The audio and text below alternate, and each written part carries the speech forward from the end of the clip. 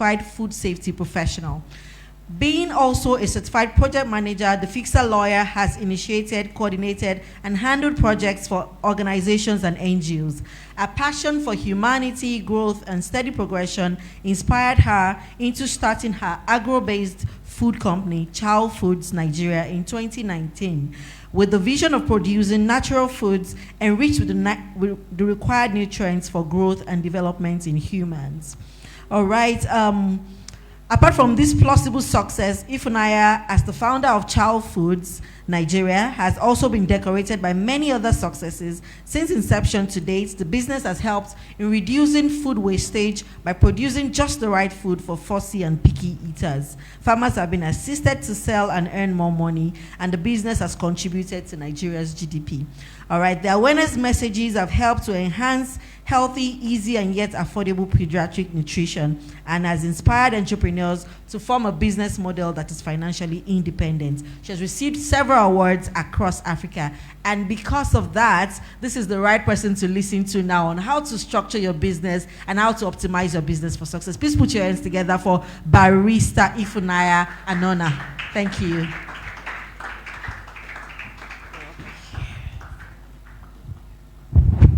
Hello, everyone. I don't know why a lot of people are standing, but I think at this point you need to sit. Sorry. Yeah, good morning, everyone. My name is Ifunanya, and I'm popularly known as the Fixer Lawyer. A lot of people have approached me asking me what I do, and oftentimes I find it difficult to say what I do because I actually do a lot. Yeah, so most times I just tell you, if I am privileged to speak at an event, I just tell you to listen while I speak. That way you get the answers to everything that you yearn to at least hear from me. So I am very passionate about women when it comes to business, and that's because I am surrounded by a lot of them. I have 5 sisters and I have 3 daughters. So that's to tell you how much of a woman that I am, that God had to give me more, right? So now I have been a practicing lawyer with emphasis on the word practicing since 2012.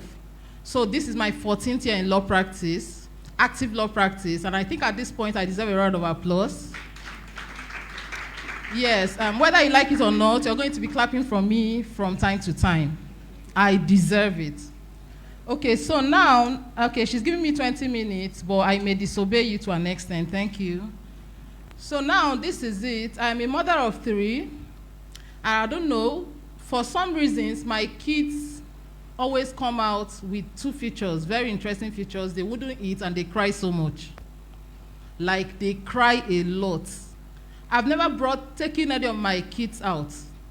I've never. You will not even see me pregnant. The moment I'm pregnant, I don't go out.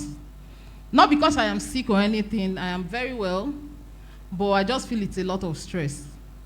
But of course, I am quite active online. So as a matter of fact, I make more money when I am indoors than when I am outdoors. And that's why I find it very difficult to go out. Because I feel like the moment you go out, it's rude handling your phone when people are talking to you. And for some reasons, whenever I am out, it feels like a lot of people know me. I don't even know. I'm not someone that admires being a celebrity, but for some reasons, people know me. So I think being at home is like a comfort zone where I have to be there and I focus and do a lot of things. So now in 2019, I gave birth to my 2nd child. And for some reasons, she wouldn't eat. She would not just eat. It was like a crime bringing your hand or a spoon close to her mouth. And my younger siblings are medical doctors. I have 2 younger siblings following me successively who are medical doctors. So I called them and I said, Meso wouldn't eat, what do I do? You know, doctors and their usual way of saying, oh, as long as she's breastfeeding. But she's not going to breastfeed for the rest of her life. So that became a really huge concern. We went to various hospitals and they checked and they said she was okay. We should just continue on breast milk and water. And I am wondering for how long? So that led me into seeking solution for my child because we bought a lot of things off the shelf and they wouldn't just work. I had to dash them out.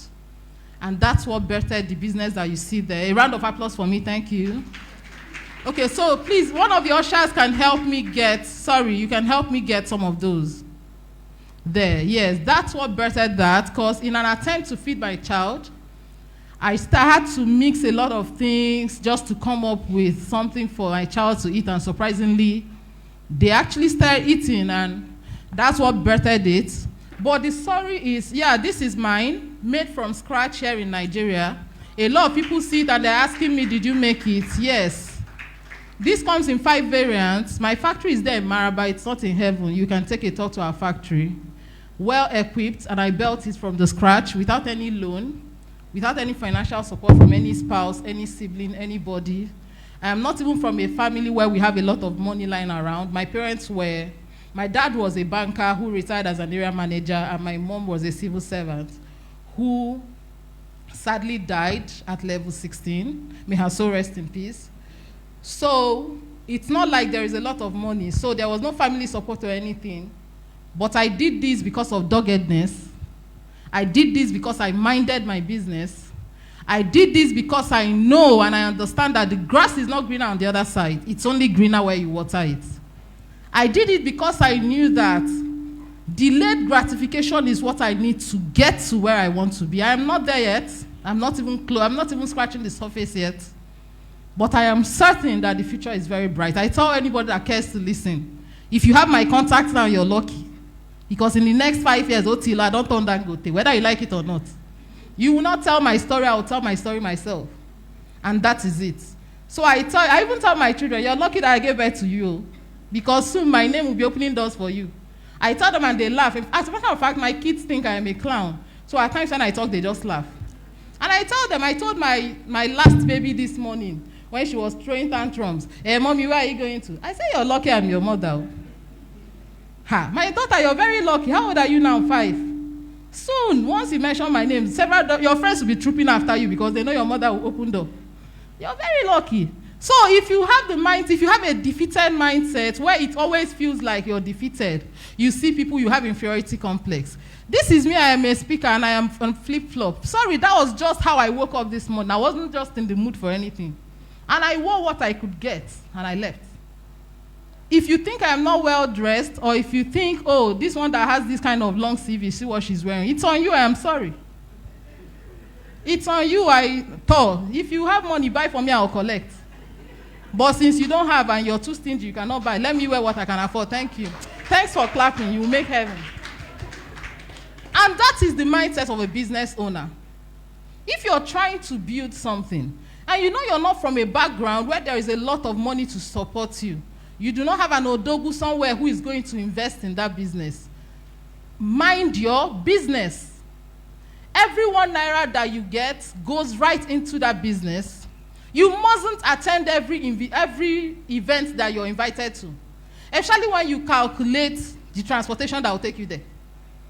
That is the simple truth. I am sorry. I am not an outgoing person. At times, I genuinely want to come and support you. But when I calculate leaving Wusetu and going to the place where you're doing this thing, to and fro, I am calculating both of 12,000. I am sorry I cannot come. How much is the rice you want to give me? I'll cook it in the house with the 12,000. That's the simple truth. I cannot afford it. As a business owner who doesn't have any form of support, you should calculate a lot. A lot of people will call you miserly. A lot of people will call you all sorts of names. But nobody will tell your story. You're the one who understands your reality. Forget social media, it is not real life. If you see me on social media, you will simply think that for you to own this, my products are in ShopRite, my products are in everyday supermarket, priceless supermarket, they will soon be coming to Sahad and H-Medics. So of course, the moment you see this thing in your head, if Naya has money, forget that thing, no, she get this one. In fact, someone called me yesterday and said she saw them offloading my products in Jabi because we were sending we were sending like a truck to Aba, our depot in Aba. So they moved it from our factory in Maraba first to Jabi because the people that would take it to Aba, they were in Jabi and they couldn't come to Maraba because of traffic. So we had to move it to Jabi first for them to load into the truck that will get to. In fact, they are in Aba now because they drove all night. A friend called me and said, oh, I saw your product, oh, my friend is rich. I said, your friend is not rich. Oh. If you have money, give me. Now that is the mindset. And you're not going to blame her because anybody who sees that automatically believes that, you the offload truck, you get money. I do not have it. That's the simple truth. As I am here now, I've been receiving lots of, if you notice, I've been walking to and fro. Calls of, oh, we need this one. Oh, they say we need to buy gas. I sound much. I didn't even wait for the 240,000 to finish. I dropped the call. I said, luckily, tomorrow is Sunday, all of you should close and go home. Don't kill me before my time. The other one called me and said, "Ma, the battery in the bus is not coming up. We need to charge it and we need to buy diesel." I said, "Habib, God forbid you. You people want to kill me." In fact, I had to tell my assistant Eunice, I said, "You people should close and leave that factory. Nobody should call me for any money till Monday. I do not have it." And now that is the mindset of a business owner. Work at your pace. If not, you will be depressed. In fact, entrepreneurship it's like intentionally moving into a lion's den. Especially when you do not have any backbone or any financial support. It's intentionally walking into the lion's den. It's either you get devoured and you die, or you come out alive. But it is my prayer this morning that we all come out alive, and at the end of the day, that it will make sense. None of us will die chasing what we love. Because now, one of the things that motivated me into towing the path that I am now is the fact that I like money. I make bold to say that I like money. It is not a crime to like it. Where it becomes a crime is where you become too desperate that you begin to do the unthinkable to get it. And I am doing everything legal and legitimate to ensure that I get it the right way. But I have this weird fantasy. I don't like transfers, I like cash. So I have this weird fantasy that one day I will always carry a bag full of cash. So the moment you greet me, I dash you money. It's a fantasy. In fact, my children, I tell them now, my name is Chief Omego. Hey, mommy, I say, no, wait. Chief Omego 1, say it again. Chief Omego 1, say it again. Chief Omego 1, say correct. My daughter, what do you want? It is a fantasy. I love it. And the truth is, I am working towards it, so it gets to that point. In fact, there are a lot of things that I want to do. The funny thing is, this morning, I don't even fantasize making money for myself. I actually fantasize making money for the people around me.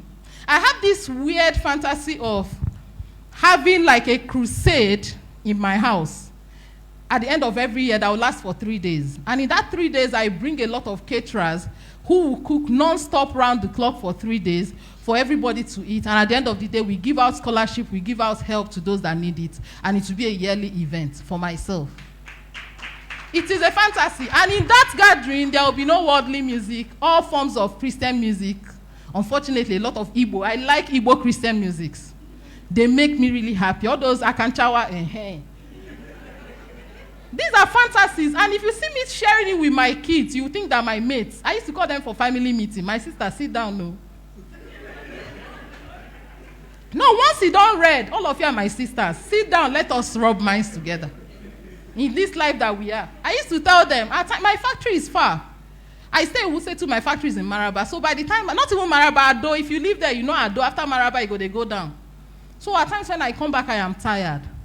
And I tell my baby, because she's still too small, she doesn't understand when mommy is tired. Her own is, did you buy the bicycles? Every day they used to buy bicycle. And I tell her, I could come. I am very tired, and I don't need you in this room. I want to go and think about my life. So this morning, she said, where are you going to? Don't think about your life today. I say, when I come back, my daughter. So most times after thinking about my life, especially when they are wasteful, you drop food on the sink, you're doing all manner of things, because something in their head tells them that I have money. So I say, my sister, come and sit down, all of you. I say, for now, the money that you think that I have, I don't have. Every 1 naira that you see is assigned to something. Because my daughter went to school and told the HOS, the head of school, that her mommy is rich. They wrote me a letter that I should sponsor inter-house sports. Me, I responded though. I wrote another letter that I have a business plan that I need the school to sponsor. Of course, I am a trained lawyer, so I had to respond with my letterhead that I have this business plan and that if the school be kind enough to help me sponsor it. Since that day till today, they did not even tell me about the inter-house sports again. I didn't even know when they did it. But there is no shame in it. There is actually no shame in it. And as a business owner, one thing that will take you far is remove your mind from influencers. They will run you down. Become your own influencer. Remove your mind from influencers. They will run you down. They charge so much that the profit you're supposed to make in 3 years, you give it to one person. You're going to give it to one person, and at the end of the day, it may not even convert. That's the simple truth. So if you can, start generating your content by yourself. It doesn't matter the phone that you use. When I started, I used to use a WXP. Right now, I use an iPhone 11 Pro that is broken into shambles. It is broken into pieces, my phone. But sorry, that is what I can afford for now. I know it's easy for you to say, how do you own this big factory? And you're saying you cannot buy a better phone. I cannot. That's the simple truth. Because I would rather use that money for a machine that I need that is more important to me at that time. Now, the funny thing about the whole thing is I do not own a private car. The moment I am done, I get a boat home. But I have business buses that I bought with my money because they are more important to me now. In fact, my next plan is to buy the head of a truck. They said I can get it from Cotonou. Yet I don't have even a small Corolla or Camry. That is what business is about. They will look down on you. That's the simple truth. Oh, hey. They will look down on you. Oh. I've had someone who has been looking down on me. Then surprisingly one day she called me and said she was coming from Kefi. I said, oh, perfect, because I am in my factory. And my factory is in Mara. Oh, it's along the same route. Oh, along the same route. That she's coming. Oh, wow. I said, oh, wow. All of us, wow. She came. They opened the gate. She walked in. I could see her shoulders come down. I could see her face fall flat. Suddenly, the person that used to do hand like this, because she drives a Hyundai, I think, is it Sonata or something? Suddenly, oh, if now you own this place, hey, you're rich, oh, Jesus. Did you get grants from anywhere? Did you get loan? Oh, really? Jeez, oh, wow. Yeah. Since then, she's no longer, whenever she sees me now, Epelema, say my sister. Well done. They will look down on you. That's the simple truth. But as long as you know what you're working towards, delay that gratification till when it is ripe. Do not be that person who will eat the chick that is supposed to lay the eggs. Entrepreneurship is difficult. And now I am supposed to talk to you about legal structuring. Now, there are different ways you can register your company. I am not of that school of thought. A lot of people tell you, oh, I don't want to register, so I will not pay tax. You're doing yourself a lot of disservice. Because even as a small or a micro business owner, nobody expects you to pay any form of tax. You only pay when you do not file. And filing of tax is different from paying of tax. So you're only filing to let the government know that you're still in operation. Then to also let them know if you're making profit, or you're retrogressing, or you're just at a point where you're putting in and the same amount is coming out. So at that point, they only just want you to file. Update us, let us know that you're there. They are not asking you to give them any money. So for you to say that you're not going to enroll your business under the Nigerian system simply because in your head you're going to pay tax, I find that very childish because it's a basic thing to do. And I would advise you, if you can, register your business from the onset as a limited liability company. It could just be 1 million share capital. There will be no need going through the route of, oh, let me do business name. Because they say if I do it, I will not pay tax. That's a lie from the pit of hell. Even if you register a limited liability company, you're still not going to pay any tax. As long as you're not making up to 50 to 100 million annual turnover, you're not going to still pay anything. Instead, the moment you register that business as a business name, you limit yourself. Investors will not look your way because nobody will pour a bucket of water into a spoon. Your business cannot take anything. In fact, your business name is you. Your business name is not a legal entity. Your business name doesn't have rights on its own. It is tied to you. There is something we call the veil of incorporation. Sorry, I do not have slides. I don't know how to script when I speak. I don't speak with anything. I just speak from here. So sorry about that. Now, this is me when I started. I think this picture was taken maybe sometime around 2021 or 20. I actually started in 2019. So this was, you can see how beautiful. So if you look at me here, you think I've made it. Meanwhile, not in Dale. So this is me. I think you should show, I need the pictures of our first look, our first product look. You're going to see it there, either with my kids. I want you to understand that business is a process. Nothing fell from the sky. Forget what we see now. Yeah, this is me heavily pregnant. In fact, on the day I took this picture, I gave birth the same day.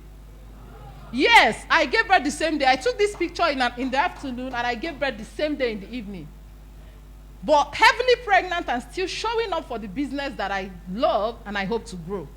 So, and that's why I'm particular about women. You cannot come and you're saying, I understand it's difficult. You have the whole menstruation thing. You have a lot of ovulation pain. You have a lot of hormone thing going on. And It's difficult, but the truth is, if you're determined, you make it. If you're really determined, I am one person who is determined. Tell me that thing is inside fire. Oh, mama, we enter the fire, go collect them. Let's just enter and collect it. So this is how my product used to look like. So far, I've been able to change my packaging 3 times. This is the latest of it. We did this in 2023. Thank you. This girl, you give her to triplets.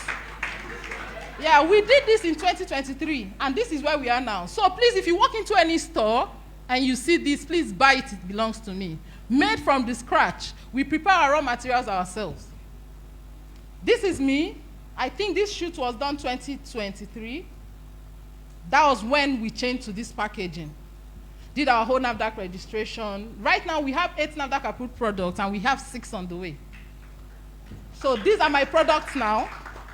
They come in various variants. This is made of sweet potatoes, wheat, fruits, nuts and grains, then a lot of fruits and grains.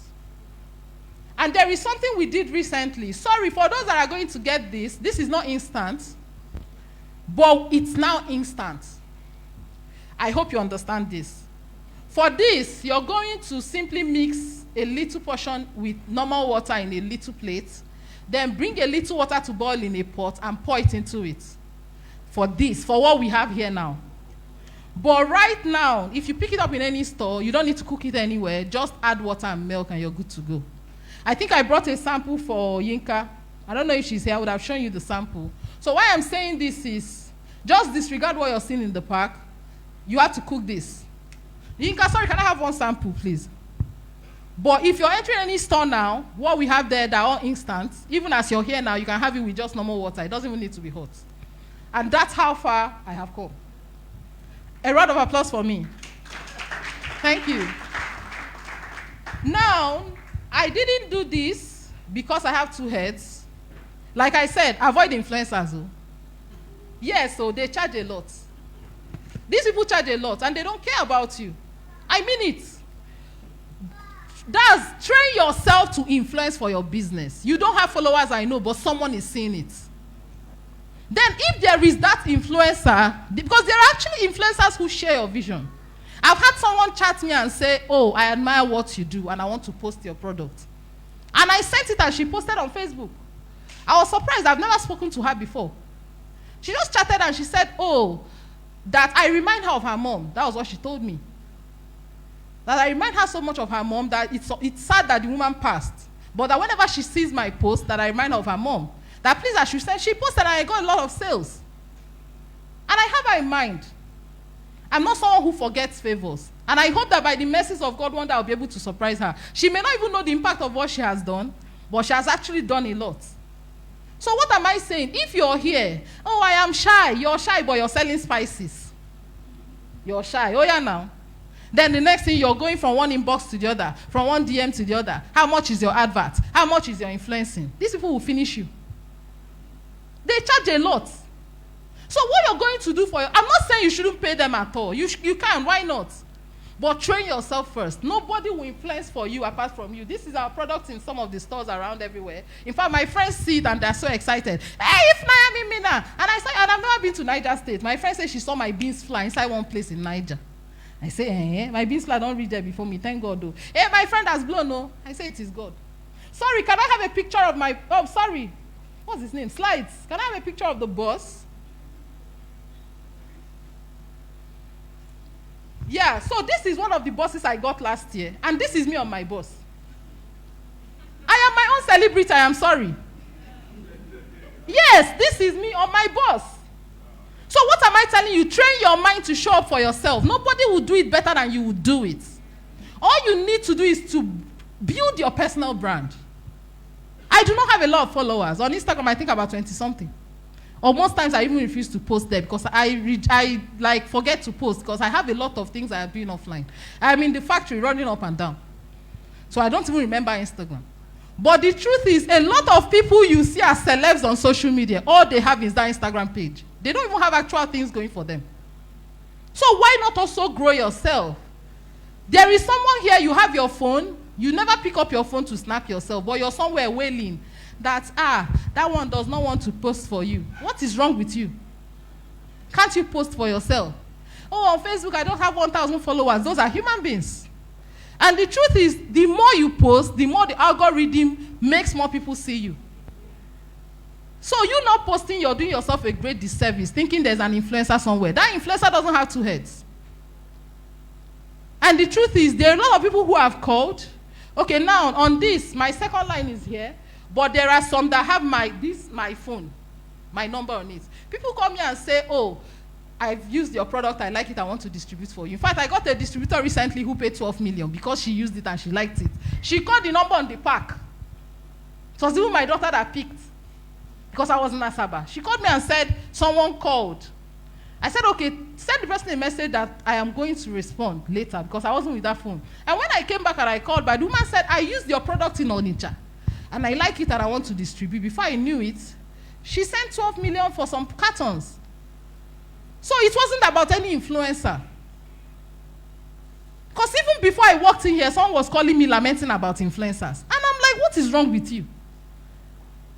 When last did you post on Facebook? She said they disabled it since July last year. She has not even created a new one. And here you are lamenting about an innocent influencer who is also busy hustling for herself on social media. I don't know why I'm talking about influencers, but please, show up for yourself. Nobody will do it for you. You're the one who owns that vision.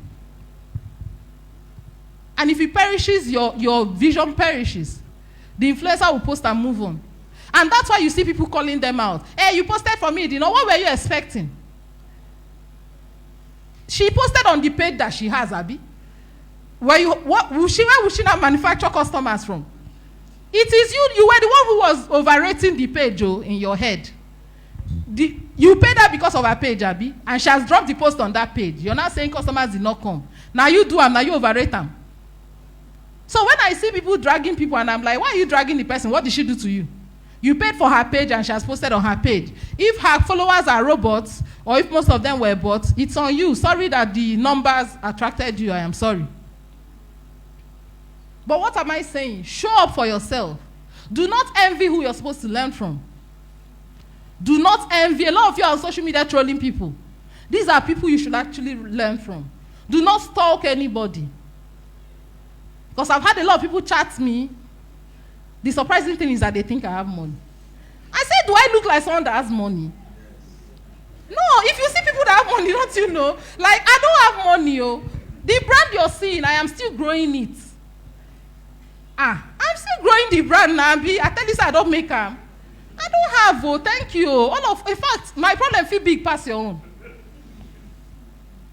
But the truth is, if you're in business, you cannot be stalking people. You're going to piss them off. If they see the value in you, they will come for you. As I was seated here, I looked and I saw missed calls. Then I saw a message. One of the biggest pastors in Abuja actually chatted me this morning.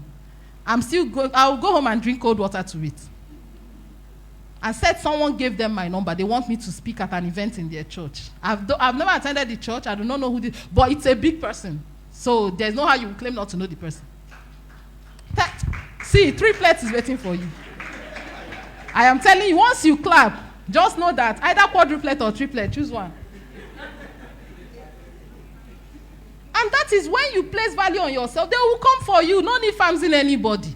You're going to put them off. You're even going to reduce the value. On top saying a flip-flop, you wear climb stage, you see the farms people. Can't you see that your rep has now finished? You've just embarrassed yourself. Place value on yourself. Just keep growing yourself. If you see opportunities, like I met Yinka, these are my friends here, Chisom and Adanze. Yes, I was very happy when they walked in. Then, yes, these are my friends who are attending. There's something we're attending together right now, even though I've not been so consistent, but Chisom has really been helpful. Thank you, my girl. I love you. So now, if I hadn't attended that event, I wouldn't have met these wonderful people, including Yinka. I've not known her for a long time. I actually just met her there, and she came, she spoke about this event, and she asked if I can be a speaker. And I said, why not? Anything to add value to other people. Silver or gold, I had no. But you see my mouth, I get them. I will talk to you. Listen if you want to listen. You want to come to my factory to see what's happening there. Oh, well and good. It's an excursion. Come and we'll tell you how things are being done around there. Operations has not been easy. It's one of the challenges business owners have. You have your staff who think you're young. You have your staff who think they're even older than you, so they want to treat you anyhow. But there's one particular one I want to show Shege. You people will hear the story. The guy look me finish. He pour spit for my eye. I will deal with him. I told him, I say, my brother, listen, no eyes on you. I will show you Pepe. He was smiling. Because to them, they always say, no be madam. Madam no get mine now. She will just laugh it off. I told him, Joel, look at me. I got my eyes on you. I will deal with you since you want to. I don't know, people think I am young. My first child is taller than you. Don't joke. Do not joke. So when it comes to operation as a business person, take it seriously. Multitask. Do not employ more than you can pay. Because at the end of the day, you use all your money to pay salary and there is nothing left for you. Multitask a lot. I multitask so much. I wake up in the morning. Barrister, I say, my brother, I'll refer you to another lawyer. But if you cannot work with that lawyer, wait for me. As I'm talking to you, I'm on my way to Maraba. The moment I step into the factory, I change whatever it is I came with and work starts. On that day, I'm the customer rep. I join the operation staff for production. Because at times, if you don't join them, the operation staff, they make a mistake, especially with quality control. And you can tell that when you're selling packaged products like this that have been branded in your name, you must maintain a particular taste, a particular texture, a particular standard. It mustn't fall short. Of course, you must not always be perfect. There are times that there are discrepancies here and there, but there must be a unifying factor. So oftentimes you find out that whenever we're producing, I go to the factory. In fact, there are days I sleep there. I spent 3 days in the factory. Mosquito won't finish my life. I looked at them and I was wondering, people are heroes, so how do you cope? But I think maybe because I don't sleep there, I have about 5 people living within the factory. So maybe we are already used to, because when I was complaining on mosquito, they say, hey, that mosquito is not here. I'm like, okay, maybe I'm complaining too much. Let me keep quiet. But these are the sacrifices we make before we get to the point. Because even Dangote still the sacrifice. All his trucks that fall everywhere, you think he's happy about them? But he has gotten to a point where he has access to a lot of financial facilities, so he can always bear the shock. And I want you to kill this mindset. Kill this mindset that you will never lose in your business. It's inevitable. But what helps you to come out of it is the fact that you've already built that mindset from the beginning. You know that such times will come, and when they come, they don't take you off balance. You only find your way around them. You only find your way around them. So like I said, when you're starting your business, before you announce your brand, if you can, register your trademark. If you can, get a lawyer. If you do not have anyone, you can come to me. Let's register that brand name. When I started, this wasn't my brand name. I started as Child Foods. The name of my company is I See How Nigeria Limited. It came to me in a vision where God showed me the way to make wealth. And I woke up and I went to CAC in 2019, January, and I registered a company with the name I Have Seen How to Make Wealth by shortening it as I See How. So that's why you see my business name as I''CHOW. People pronounce it as I Chow, but it's actually I See How. Now, my brand name, I started as Chow. Then when it was time to trademark, I found out that a restaurant did it 12 years ago. So I had to, in a particular class though, I would have still done it under class 5 or 30, but I decided to avoid it. And I came up with Hills Nosh, which actually came from the fact that this brand was actually birthed by my second child, whose English name is Hilary. So Hills is from the word Hilary. Then to nosh means to eat. Another word for eating is noshing or chowing. So I combined it. Hills is Hilary Eats. That is Hills Nosh. You can see how I came about this name. Now, something would have told me at that point that Ishop will be able to pronounce it, and nobody knows it. Why not use a more popular name? But the truth is, we all find the word Dangote attractive now because it has become a household name. Simple. None is more sacred than the other. No doesn't have any meaning, but we find it attractive now because it has now become a household name. Maggie, Royco, all those things, they don't make sense. But they have not made sense to us because they have become a household name. So please come up with something easy for people to pronounce and begin to push it to a point it becomes a household name and everybody begins to find it attractive. Thank you so much for listening to me. I love you all. Come on. You can make that stronger. I'm sure that our mindsets have shifted. Something has entered into you. You know, she kept saying, show up for yourself. Wow, that was so good. Thank you so much for sharing that. And she kept saying, I don't have money. No problem. Yes. happy for the kids that are going to get this for free today. All right, thank you so much, Barrister Ifunaya. Thank you so much. Please collect our number. Oh, this is free opportunity before we will not be able to say again. So quickly moving forward, I'd like to bring up the next speaker, Mrs. Mercy Agbeti. Yes, thank you, thank you. You can even add a scream to that. Yeah, she is the founder of Finance Her Initiative and director of Delight Couture. She is a respected personal finance educator, content creator, and family life practitioner, widely known as the Christian Money Woman. Through a network, she supports women in building healthy money habits while balancing faith, family, and purpose. She has trained and guided thousands of women through virtual classes, coaching sessions, and curated financial resources, making personal finance and investments more practical and accessible. So if you're ready to learn more about investments and wealth building, please put your hands together again for Ms. Mercy Agbeti. Keep doing it so she can come up. Thank you. Thank you. Easy.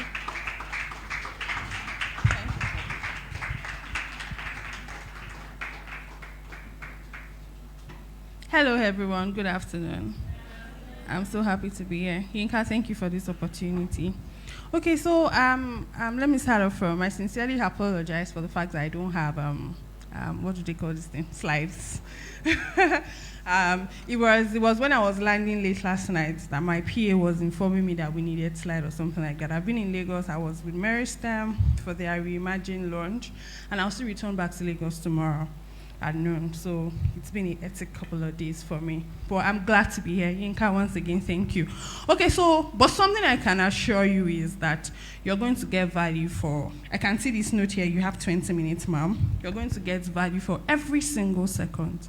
Because here, I'm not speaking from some generic slide. I'm going to speak from my heart to you. And I must say sincerely, Yinka, you speak so well. Like, I admire it. I was like, whoosh, you speak so well, sincerely. No, this is not compliments. I am saying it.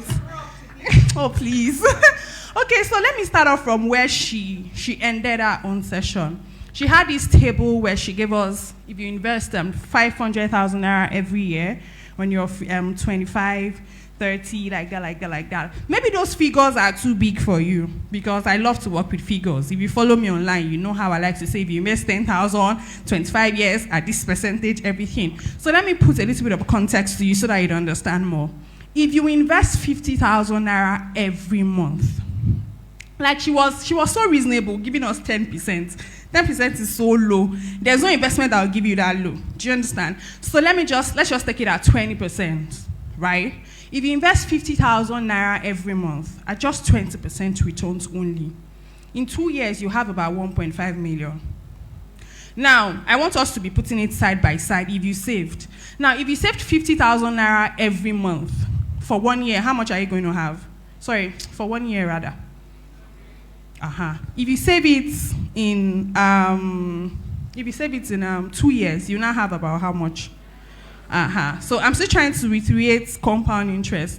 Now, if you save that same 50,000 naira every month, and can someone calculate for me in 15 years, how much would you have saved?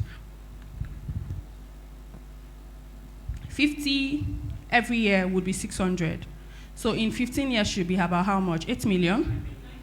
Or 9 million, good. But I'm glad to let you know that if you invested at just 20%, do you realize how ridiculously low that even is? At 20% only, you have about 17 to 18 million at just 20%.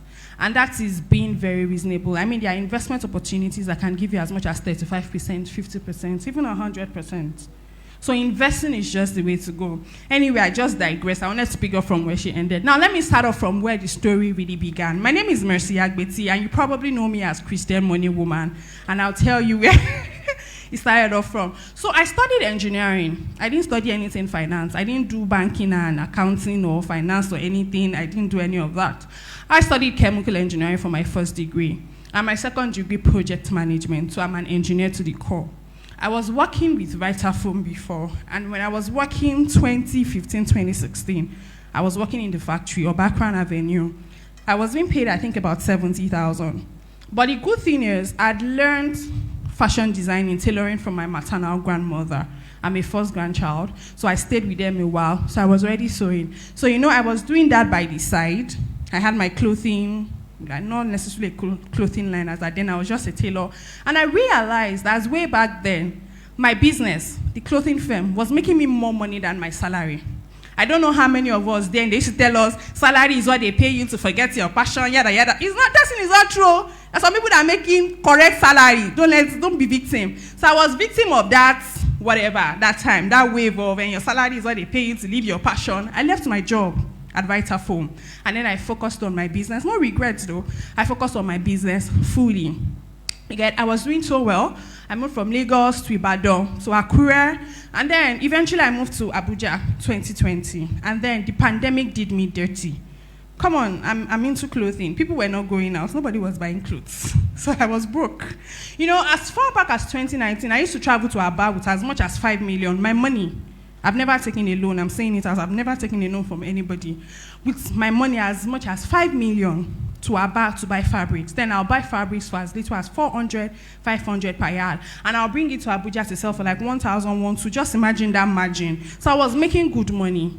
I was in Apo. I had 2 suites in Apo, Sunrise Plaza. One was for tailoring, the other was for fabric. I'm just trying to give you a backstory of how well I've come, right? So I was doing well. Then I got married 2021, and then I took in, and I was critically ill. Women can understand. The first trimester was hell. It felt like I was going to die, literally. And then I could not work. And it was at that point that my business suffered a great loss. One, I'm not a bungalow person. I don't like living in bungalow. In fact, I've told my husband, when we are buying a house, is upstairs. Do you understand? So my store was upstairs, like the 3rd floor. I love it like that. So I was so sick, I could not even go to work. Okay. How will I even step out? Not to talk of climbing the staircase, attending to clients. I could not even drink water. I was not holding anything in. So at that point, my business suffered a great loss. Because I realized that all the staff I had, they were semi-skilled. They could not interact with my clients. So my business could not go on. I didn't have contacts from Abad I could just order fabrics from. So to cut all the long story short, my business suffered a great loss, and I was at ground zero.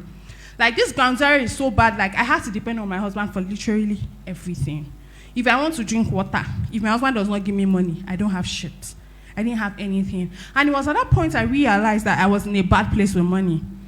Like, do you realize where I'm coming from?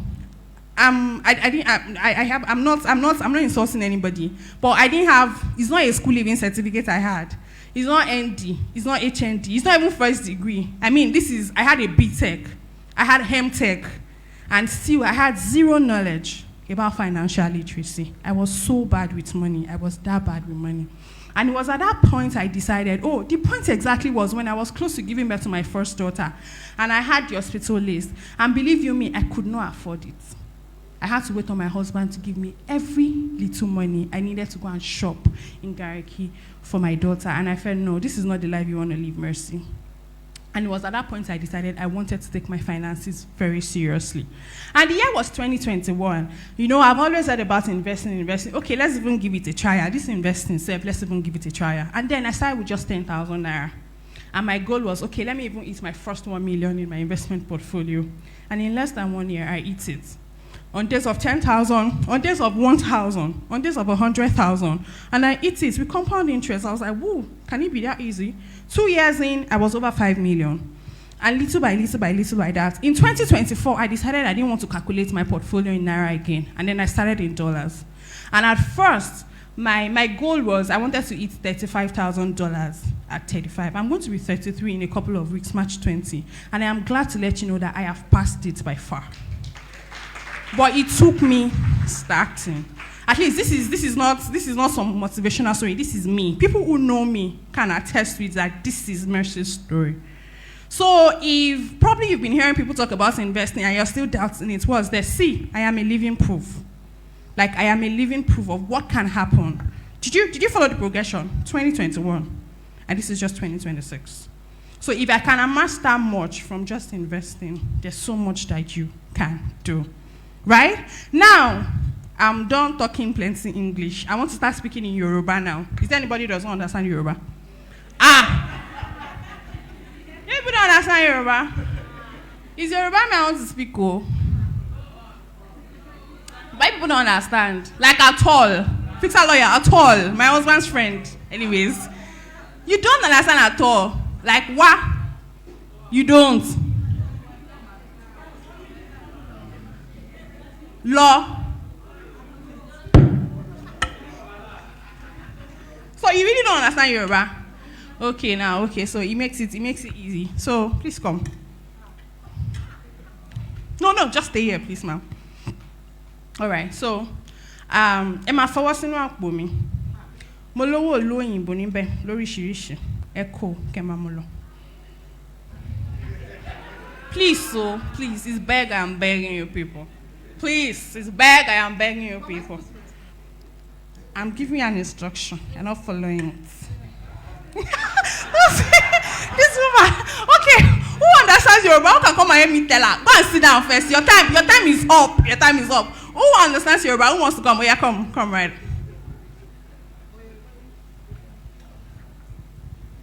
Yeah, please tell us. Thank you. You just told her that she has foreign currencies in her pocket. Dip your hands into her pocket and bring it out. Please see me after I owe you something. You get part of that foreign currency. Okay, so this is just to tell you that, see, money has a language, but a lot of us do not understand the language of money. So imagine a case where money is standing in front of you, and money is speaking Yoruba to you, and you're like, you don't understand. See, that's the simplest way I can explain this to you. See, money has a language. Unfortunately, a lot of us are not speaking the language of money. Now, let me tell you this from my story that I've given you people. For people who follow me online, right? Since I've given birth, I've not had to work any job, and yet I've been able to amass that. I'm not saying that's how much I have made, though. That's how much I've put away in investments. So imagine if, let's even say, all of what I have made, all I just invested so far is just 20%. Imagine what 20% of almost $40,000 is that I've been able to amass within 5 years. So imagine how much I have made, like in income or revenue. Do you understand? But you know what I understood differently is that money has a language, and a lot of us are not speaking or even understanding the language of money. A lot of us, money is speaking to us like this. Money is saying, fix that lawyer, look at me, take. But we don't understand. And if I'm going to tell you, want to ask me, what really is the language of money? Value. Value. As simple as it sounds, value is the language of money. Right? And I'll tell you what value is. Value is you being able to give people what they need, but they cannot give to themselves. It could be in form of a product. It could be in form of a service. It could even be in form of a feeling. That is why comedians can charge $10,000 for a table, and somebody is willing to pay. You know why? Because it is something valuable to that person. I want to laugh. And that person is willing to pay that much. Let me give you a very personal example. So when I started creating content because I just wanted to share my own personal. So the way I've shared this story with you people, that's how I started online. I just started sharing with people how I became broke, how I'm building my portfolio, like that. And a following of over 500K, I have a community of over 500K right now. There are some of my mentees here that have come to greet me. And just like I said, just on Thursday, Mary Stem flew me with my daughter and my PA to Lagos. At that time, nobody is asking me, what did you study again? They will not ask me to bring my CV. All the work I've been having to do since 2021. Why? Because I have something valuable for them. In fact, I started charging for my services when people were coming to me, teach me this thing. Right now, my one-on-one session, for you to have an hour session with me is 500K. And it's not by, I studied accounting, just because I built a following. I create something valuable for people to be willing to pay me for it. I work with big financial firms. And for me to create a video for them, as at today, 7th of March, I don't know what can happen tomorrow, I charge 3 million naira to create a video. If you see a real video that people engage, that I'm creating, and the way I create, you will not even know that. But that's why I was laughing when she was saying influencers, whatever. I said, it's fine, all of us can have opinion. I influence for financial brands. That's what I did with Mary Stem on Thursday. I'm going to Lagos back tomorrow to work with economy. When I create one video, the least I collect is 3 million naira to create a 1-minute video that you people are watching. But it's because they understand my value. They know what I bring to the table. You see my engagement, right? For people who follow me. So I'm just trying to tell you that, see, the language of money is value. See, find a way to have value, to give people what they need that they cannot give to themselves. Now, there are 3 things that you can do with money. I have a mentor, Coach Olade Shakin, and she's always saying this thing. There are 3 things that you can do with money. Number 1, you make money, you manage money, and you multiply money. 3 M's of money. Can we please say it together? You do what? You make money, you manage money, you multiply money. Now, I've talked about making money because a lot of people come to me and they want to talk about investments. And Coach Messi, please tell me, what can I invest in? And I say, you people are rushing. It's not about investing. Start from, my Yoruba people will say, start from the small place first, making money. Because I've had to talk to a lot of people who, when you give them, okay, this is what you can invest in, 2-3 months down the lane, they want to stop because they don't have a steady source of income. So it has to start from making money first. And see, the best way for you to make money is to give value to people. There are other things like knowing how to distribute your value, knowing how to get your target audience, all of those are there. But see, the first thing is make sure you are someone valuable. You have something valuable that you can give to people, something that they need that they cannot give to themselves. You make money. Me, I'm not even scared of getting broke anytime soon. So far, people are working, they are making money, they want to invest, and we keep being relevant. That's another thing. See, I think I was discussing, thank God my mentorship community manager is here. I didn't even know she was going to be here. I think a couple of weeks ago, I was discussing with you people that do you think career paths can affect how rich you are? The truth is it can. So you have to think of it that, see, this thing I want to do, is it something that it will keep being valuable? Will it keep making me money? You have to think. It's not just about vibes and inshallah. So making money is very important. Then the second thing for M is managing money. See, what you cannot manage, you cannot multiply. A lot of people, I want to invest. See, there's no problem with telling you how to multiply your money, but are you managing that money first? Are you managing it? When Yinka was talking, she said every money that comes to you has 3 parts. There's the seed part. Trust me, it is the truth. There's always the seed part of that money. Are you managing it well? Some of us chop. I have 2 children, and it is only children who want to put everything that they have in their mouths. As an adult, no, you don't put everything. So you don't earn everything, and then the 10 fingers you want to put in your mouth. No, it doesn't make any sense. You have to manage your money. And under money management, we have 2 things that are very important. One, we have budgeting. Yinka spoke a little about it. Now, let me tell you something. A lot of times when I'm in rooms and I want to talk about budgeting, people want to roll their eyes because somehow you think budgeting is to restrict you from spending your money. But no, I've got news for you.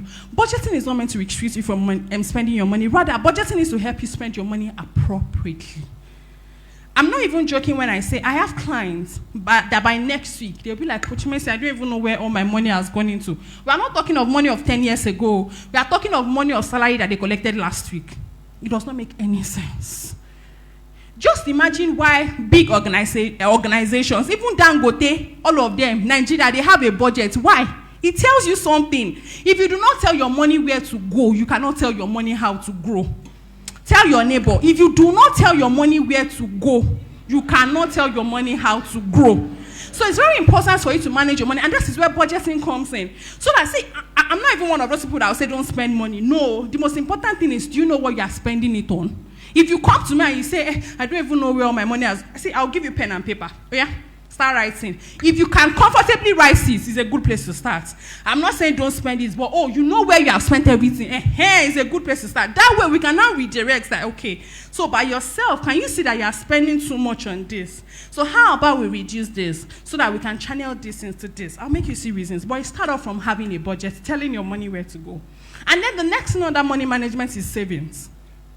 You need to have savings. See, life happens. Life will always happen. You need to have a cushion to hold you. I tell people that in case you are going now and you kolomele, if you are not Yoruba, I'm sorry, you can interpret. In case you are going and you kolomele, I mean, you run into somebody that is kind of crazy of egg. The first thing that should come to your mind should not be, who can I borrow money from? No. At least you should be able to just wade off some embarrassment. Don't shout. Take. But it comes from somebody that has savings. If you don't have savings, the first thing that comes to your mind is, who can I borrow money from? And then they will embarrass you. Apparently. Now, let me tell you something. Something happened 2 years ago. Yeah, it's 2 years ago already, 2024. My neighbor, who happens to be my namesake anyways, she found out one day that, you're a Christian money woman, like that. And then we started talking about money from time to time. And then one day she called me. It was around May 2024. She called me and she said, Messi, guess what though? I'm looking for money. I'm about to buy a house. And I was like, stop joking. Toby, stop. She was like, no, she's serious. That our boss in the office said he wants to jackpot. He wants to leave the country. And you know how people can be desperate when I want to leave the country. And this man has a 2-bedroom. I should leave already. Have you ever started talking about investing? Oh my God. Okay. So like he wants to sell his house, his 2-bedroom in Jai. And you said he wants to sell it 35 million. Like that. I said, so where's all this one going? 35 million. So she was now jokingly saying that, what if I give you 25 million, will you take? And the guy was like, yes. She was like, 25 million. Like that. I said, okay, so what now happened? She said, she has like 15 million because she has savings like that. Like, so where will you now say the 10 million? So she does not even know. Okay, how about you tell him that, if I give you this 15 million, can you give me the next 12 months? I'll pay you 10 million. That's how the man agreed though. This lady is single. She was 28 as at 2024. And that was how she became a landlady in Abuja. But it came from she having savings. That's one of the things about having savings. I'll give you 2 advantages of having savings. Number 1, you can easily access opportunities. They say the rich are always getting richer. You know why? They have funds. When investment opportunities, Dangote refinery IPO is coming. How many of you have 10 million naira saved to buy now? Oh, 10 million is so much. How many of you have 1 million naira to buy into Dangote's refinery IPO? Can you see? But there's somebody sitting. I was at Mary Trade and Mary Stem on Thursday, and someone walked into the place and said, see, this 10 million, just keep it. Don't put it in any instruments. Keep it. Once Dangote refinery comes in, just put it in it. People that have money, they keep making more money because they have funds. We call it, what do Tony Lumelu calls it? Something, capital accumulation. That way you can easily access opportunities. But you are making 200K. If you have not finished spending that 200K, your mind will not come down. So next month, when federal government saving bonds comes out, or don't even let me say federal government saving bonds comes, when commercial paper comes out, and we say that Dangote refinery is trying to raise 10 billion, and it's saying that for every 100K that you bring, you collect 21%, you don't even have it. You don't even have it.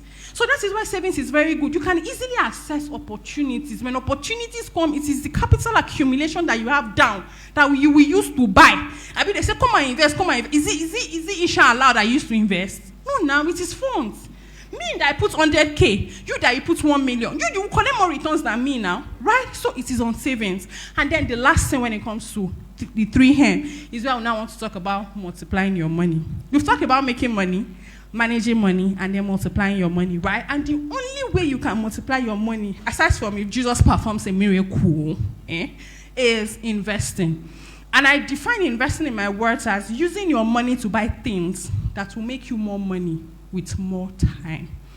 You'd agree with me that the money that you have, you will spend it. Money is meant to be spent. I mean, it was Femi Otedola that said life is for living, money is for spending. So you should spend money. But the thing is, how about you use a portion of that money? You spend it on something. You use it to buy something that will make you more money with more time. The more time here is what Yinka was saying, that compound interest. When you leave 10K for 2 years, what it will become? 50K for 2 years, what it will become is about 1.6 million. But when you leave that same 50K for 10 years, it becomes 17 million. Compound interest. Compound interest. Now, let me even give you people a new splash. If you have $35,000 by the time you're 35, and you don't even add another dime to it again, $35,000 in an investment portfolio, and you don't even add another dime, by the time you are 70, you're going to have $1 million in your portfolio. Just see, that's compound interest, right? Now, so investing is very important. That's the only way you can multiply your money. And me, personally, I have this golden rule of investments, which is, see, your risk is directly proportional to your returns. If there's any investment whatsoever that is offering you X% of returns, it is equally offering you X% of risk. That is why we have low risk investments, we have medium risk investments, we have high risk investments. So low risk investments have low returns, and people complain. I mean, I'll make posts like, okay, if you invest 50,000 naira at 20%, and some people are like, hey, if I invest that same 50,000 naira, I can double it. I hope you know the same way you can double it is the same way you can lose it. That is it. I'm not doubting the fact that you can double it, but you can lose it at the same time. And it's just the golden rule of investments. Your risk is directly proportional to your returns. And that's why we have low risk investments, we have medium risk investments, we have high risk investments. Right? They don't stand on top of my neck. Let me go. Thank you.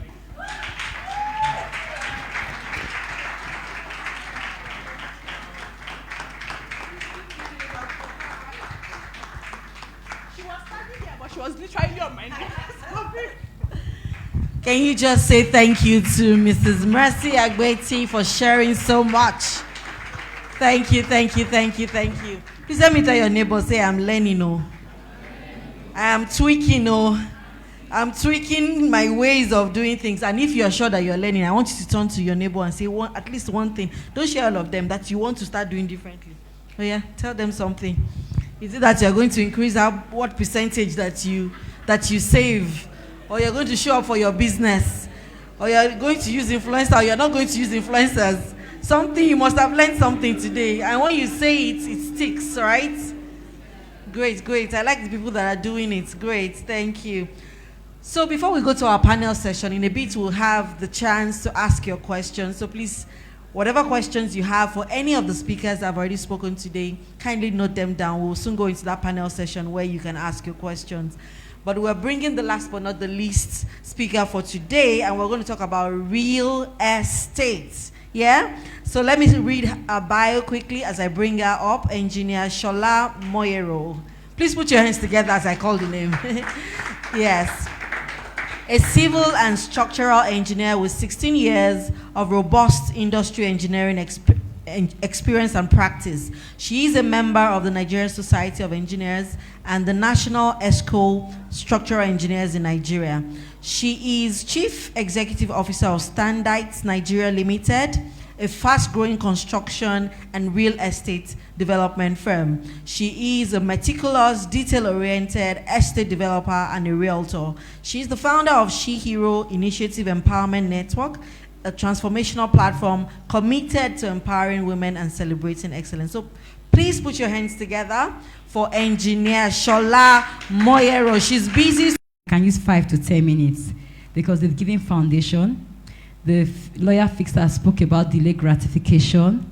Madam Messi came and spoke about savings. You know, when you have delayed gratification, you have savings. Everything tends to investment because you are saving because you want to invest. You have delayed gratification because you want to invest. So, like they said, I've been into real estate and construction for the past 16 years, actively practicing. So I've seen so many things. I've seen forests becoming cities.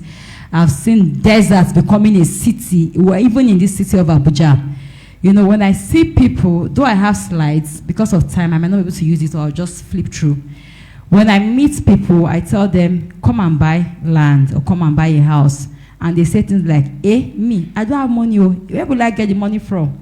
And I tell them, I say, it's only you that know you don't have money. But when I see you, I see someone who can afford land and I see someone who can afford a house. Because for the fact that you can earn income, it shows that you can own a property. All you need is discipline. Because looking at our parents, most of our parents were civil servants. And a lot of them were able to have houses. Because my mom was a civil servant. And when I look at their friends, or our friends rather, a lot of them will complain, oh, my husband was not supporting me. But they built houses. And I'm wondering, how were they able to build houses? Not one, not two. Because of what? Discipline and savings. So when you have income, you're already on your way to having properties. How do you have properties, even with your low income? Let's start with people that have low income. When you start saving, maybe you earn 100,000 a month, you begin to have discipline. From that discipline, you do what they call osusu. When you save all the money you are saving is not because you want to use it to buy maybe weave on or buy Gucci bag or buy expensive. You can use that money. Ask for a place. Where do they sell cheap lands? Because in Abuja, you have where they sell cheap lands. Are you getting me? You see people sharing flyers every time, and you see some land, 1.5 million, 2 million. Some even tell you 800,000. A lot of times, we look down on those things and say, how can I go and buy land in Kuje for what now? How can I go and buy land in Gowalada for what now? But that is where your income can carry for now. You see that place you are looking down and say, how can I go and buy land in Kuje? How can I go? That place, they might take you there for the first time. It's a forest. In short, you may not be able to access the place. They'll be saying, it's there. And you are wondering, where is the place? That bush. Give that place 2 years' time. In 2 years' time, that place will become a city. I'll give an example. I have a development along Jahi Road, this new Jahi Road that they just did. Right behind Bon Hotel. If you know this road very well, it's Ahmadu Bello Way. You know there's one hotel there, Bon Hotel, this new Jahi Road. So when I wanted to start a project there, some years back, just a few years back, I think like 3-4 years back, that place was like a deserted place. Right in town, but it was full of bushes. So, and I wanted to start this project. I didn't even have a dime. So I began to bring investors. I brought one of my friends, Aja. I said, Aja, come and buy. She said, for what? 5 years time, this place cannot develop. I cannot put my money there. And I was telling her, ma, I will sell block of flats for you for 25 million. She said, no, I cannot put my money. And she had the money, so she left. I brought another of my friend. And so when we were even trying to access the land, their car even broke down. We had to look for these Fulani guys to help us push the car. They refused to invest. I said, no problem. Then I brought a couple. This couple, they said, of course this place is there, because I was the first person to even enter that bushy area. I was the first person. The place was really, really sure. If you enter there at times, some boys will even steal your phones. So, by the help of the Holy Ghost, when I got this, my first investors, in short, you know, when you are selling terrace duplex for like 50, 60 million, just to start anyhow, these people, they gave me that money. Immediately I started building. One man came and said, you mean we can build house in this place? The man started building. He said, in short, my son's friends came and told me to sell my land for them 25 million. I wanted to even sell it to them. He said, but when I came, I saw you building. I'm encouraged. I want to start building. He started. Another person came again and said, you mean something is happening here? They started. What happened? The place began to appreciate. Then God bless Wiki. Wiki now did the road. Me that was struggling to sell house for 50, 60 million. You know, I was still selling small, just to get money anyhow. When my neighbors started, they began to sell that same house I sold 50, 60 with I beg. They said they are selling 250 million. I said, how come? Where? They said, yes, now they've done road, the place is open. They kept saying the place is open. Who opened the place? Me. Inside bush. But I took the bold step and they are selling for 250 million. I paid the price. They are reaping. Just imagine the same Aja that said 5 years time, this thing will not work. That same Aja will come to that place now, and that place selling for 250 million. That's one thing about real estate. You might say you don't have 50 million, 250 million to buy properties. But what about land? These lands that people are selling. You can save money and buy land 5 million naira. You can save money and buy land 2 million naira. Never looked down anywhere in this Abuja. In short, recently we started a project after Kabusa village. If they had told me such place exists in Abuja, I would say it's a lie, that is not possible.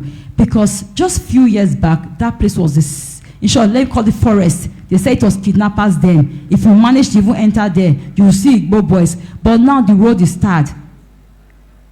The road is starred. Projects are coming up there. The price of the lands there have also increased. But people had the opportunity to buy then, but they didn't buy. So people will say, all these Abuja lands, we are so afraid. How can we know the right land in Abuja? It's simple. You have information, you are educated. You have offices in Abuja. So I don't know why things are very difficult for us. Some of us, the challenge we have is that we listen to what people say a lot. When we have offices, we can do verification. You see people sharing flyers for you and they say land is 1.5 million. You don't have to panic or start discussing people say, they say this land 1.50. This one are wicked collecting land from people. These lands, they are fake. You don't need to say that. Just pick that flyer. Tell them, please give us your documents. Let's go and go do a search. You work your way to ages. You have ages. Ages when you get there, sir, please, I have this paper. I want to confirm, is it true or is it fake? You can tell you pay 20,000 naira for a search. It's not too much. Then you do your search. It is ages that will tell you if it is fake, if it is real. It is not your friend that will tell you, because your friend does not work in ages. It's age that tell you, this land is fake, this land is real. When they tell you it's real, you don't wait anymore. Quickly buy. Because that same land, in the next few months or in the next few years, once you have bought, you have opened that place, your money has opened that place. When you tell your friends to buy, their money has opened that place. That place is already a city. It's no more a bush. If 4 or 5 people can buy a land in a particular area, that place has already become a city. Because by the time they clear that place, another person will say, they've cleared, let me go and open my own. That's how places open. And then people start regretting. But they say, when I came to Abuja that time, this Gary kid that you are seeing now, it was 2 million. And I had the money then, why didn't you drop it? Fear. A lot of us are so afraid. A lot of us look down on ourselves. Some people believe that they can never own land. Some people believe that they can never own houses. They say, I remember one time I started we're selling some land around the Kiami, and there's a lady in my church, very young lady, young wife. She had even told me that if someone tell me that the girl can even offer to buy land, I'll say they lie. She came to meet me privately and said, Ma, I want to buy land. I looked at her. I said, you have money? She said, I don't have much, but I'll be paying you small. I was so touched. I said, please pay me small. I want you to own this land. Because why? The first speaker came and spoke about vision. You have vision of owning your own property. When you have vision, the land will be made available to you. Stop looking down on places. Stop looking down on, and stop looking for big man area. You don't have big money. You want to stay in Guzape. Why not start from somewhere else before you want to stay in Betama, you want to stay in Asokoro, you want to stay in big places when you know you cannot afford it. Some of us prefer to pay rent of 10 million naira than to go and buy land 3 million and start developing small. Another thing again is this, another challenge is again, people when they buy land, or people before they buy land, they say, how can I build? I don't have money to build. So what's the use of not buying the land? If you can bring out 2 million or 1.5 million to buy land, you can also bring out that same money to build a house. Because you are not building a house in one day. The same way you gather that money to buy that land, you can gather that money, start with foundation. You are not competing with anybody. Even if it takes you 2 years, put blocks. Because by the time you know you have a project, you begin to manage. That's your biscuit you want to buy is 1 block. 1 block now, maybe 6 inches block or 9 inches block, that's 650 naira, 700 naira. 700 naira is maybe like Coke. That your Coke, you know that is 1 block. You keep it.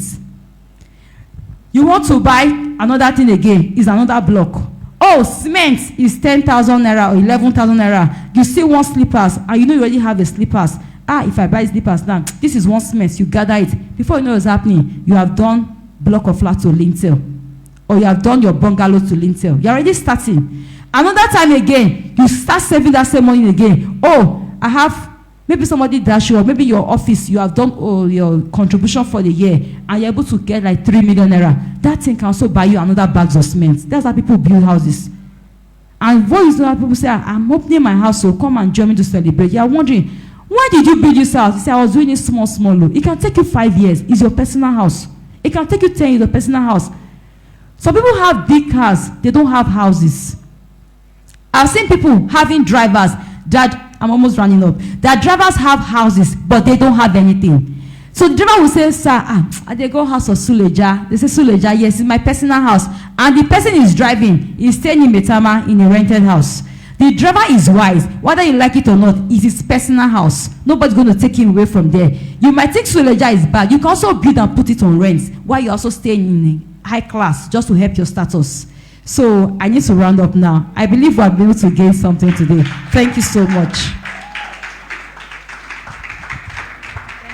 Practical wisdom. Thank you so much, Engineer Shola. Thank you. So we'll go right ahead into our panel session now. Please help us set up the stage for that. And I want you to start writing your questions.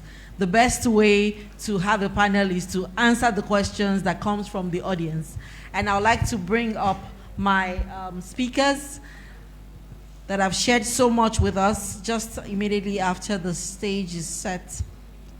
So please write your questions. If you need a piece of paper, I'm sure the ushers can help with providing you writing materials. Write your questions down and wave it. Please, can we have some ushers go round to share papers and writing materials and also to collect it?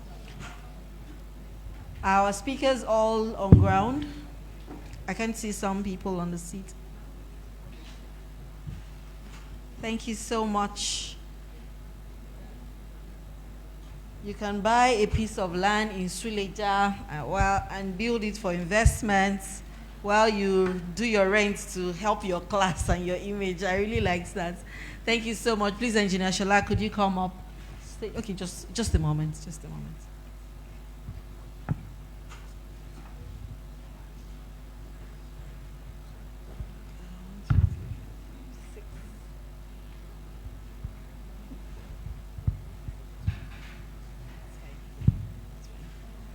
Okay. Barrister Ifunaya, please can you come take your seats on the stage? Engineer Shola, please come up.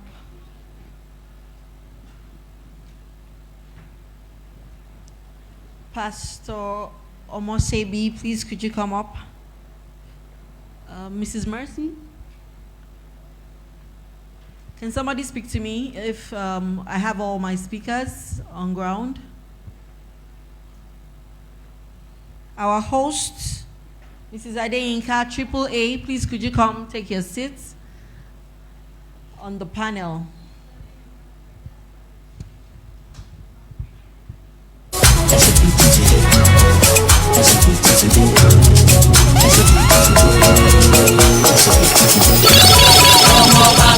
Baby, what? Baby, shake. Nípa ìgbàgbọ́ That help us nínú Jésù.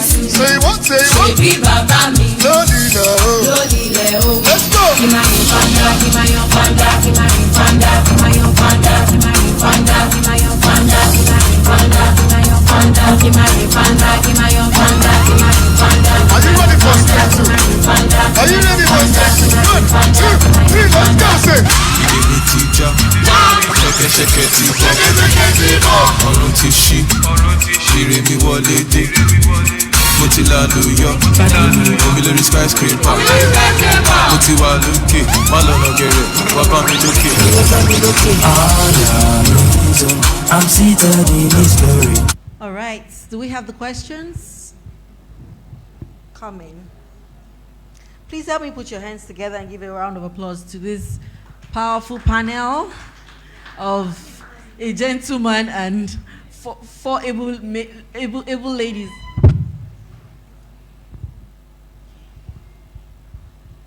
Sorry, it is cold on the stage for our speakers, so we have to regulate the AC. Please, if we can turn it off for a bit. Okay. Yeah, even for the audience. So please, if we can turn off the AC for a bit. So ushers, I'll be waiting for the questions. But while doing that, I would like to start with Barrister Ifunanya. There was a statement you made, you know, about taxes, and I'm sure AAA can also contribute to that, about taxes. And you know, you provided some good news. It sounded like good news, like, oh, you don't have to bother about taxes. Can you throw some more light on that? You talked about filing, and then you talked about tax paying. Can you draw the line between the two for some people? We can start with Barrister, and then we'll come to you, AAA. Okay, yes. So please listen attentively, right? Because I noticed a lot of people run away from tax. And because of that, you do not want to structure your business. You do not want to register. You do not want to get your tax identification number. You don't just want to do anything. You don't operate a business account. And that's because you have been brainwashed into believing that the moment you do all of these things, all of your money goes to the government in the name of tax. Now, you're doing yourself a great disservice. Now, with what is even prevalent now, going with the new tax law, the bill that has been passed into law, right? You get to pay more if your business money goes into your personal account. Listen and listen well. A lot of us run our businesses with our personal accounts, thinking that the moment it goes through your business account, everything goes to the government. Now, the truth is that it has now been structured in a way that makes you to pay more when that money goes into your personal account. So that way, there is something we call the personal income tax. So the fact that that money is going through your personal account doesn't mean you won't be taxed. The truth is, because we're in a country that is not so regulated, unlike the Western world where everything just automatically gets deducted. But the truth is, one day you will need something that needs you to pay your personal income tax.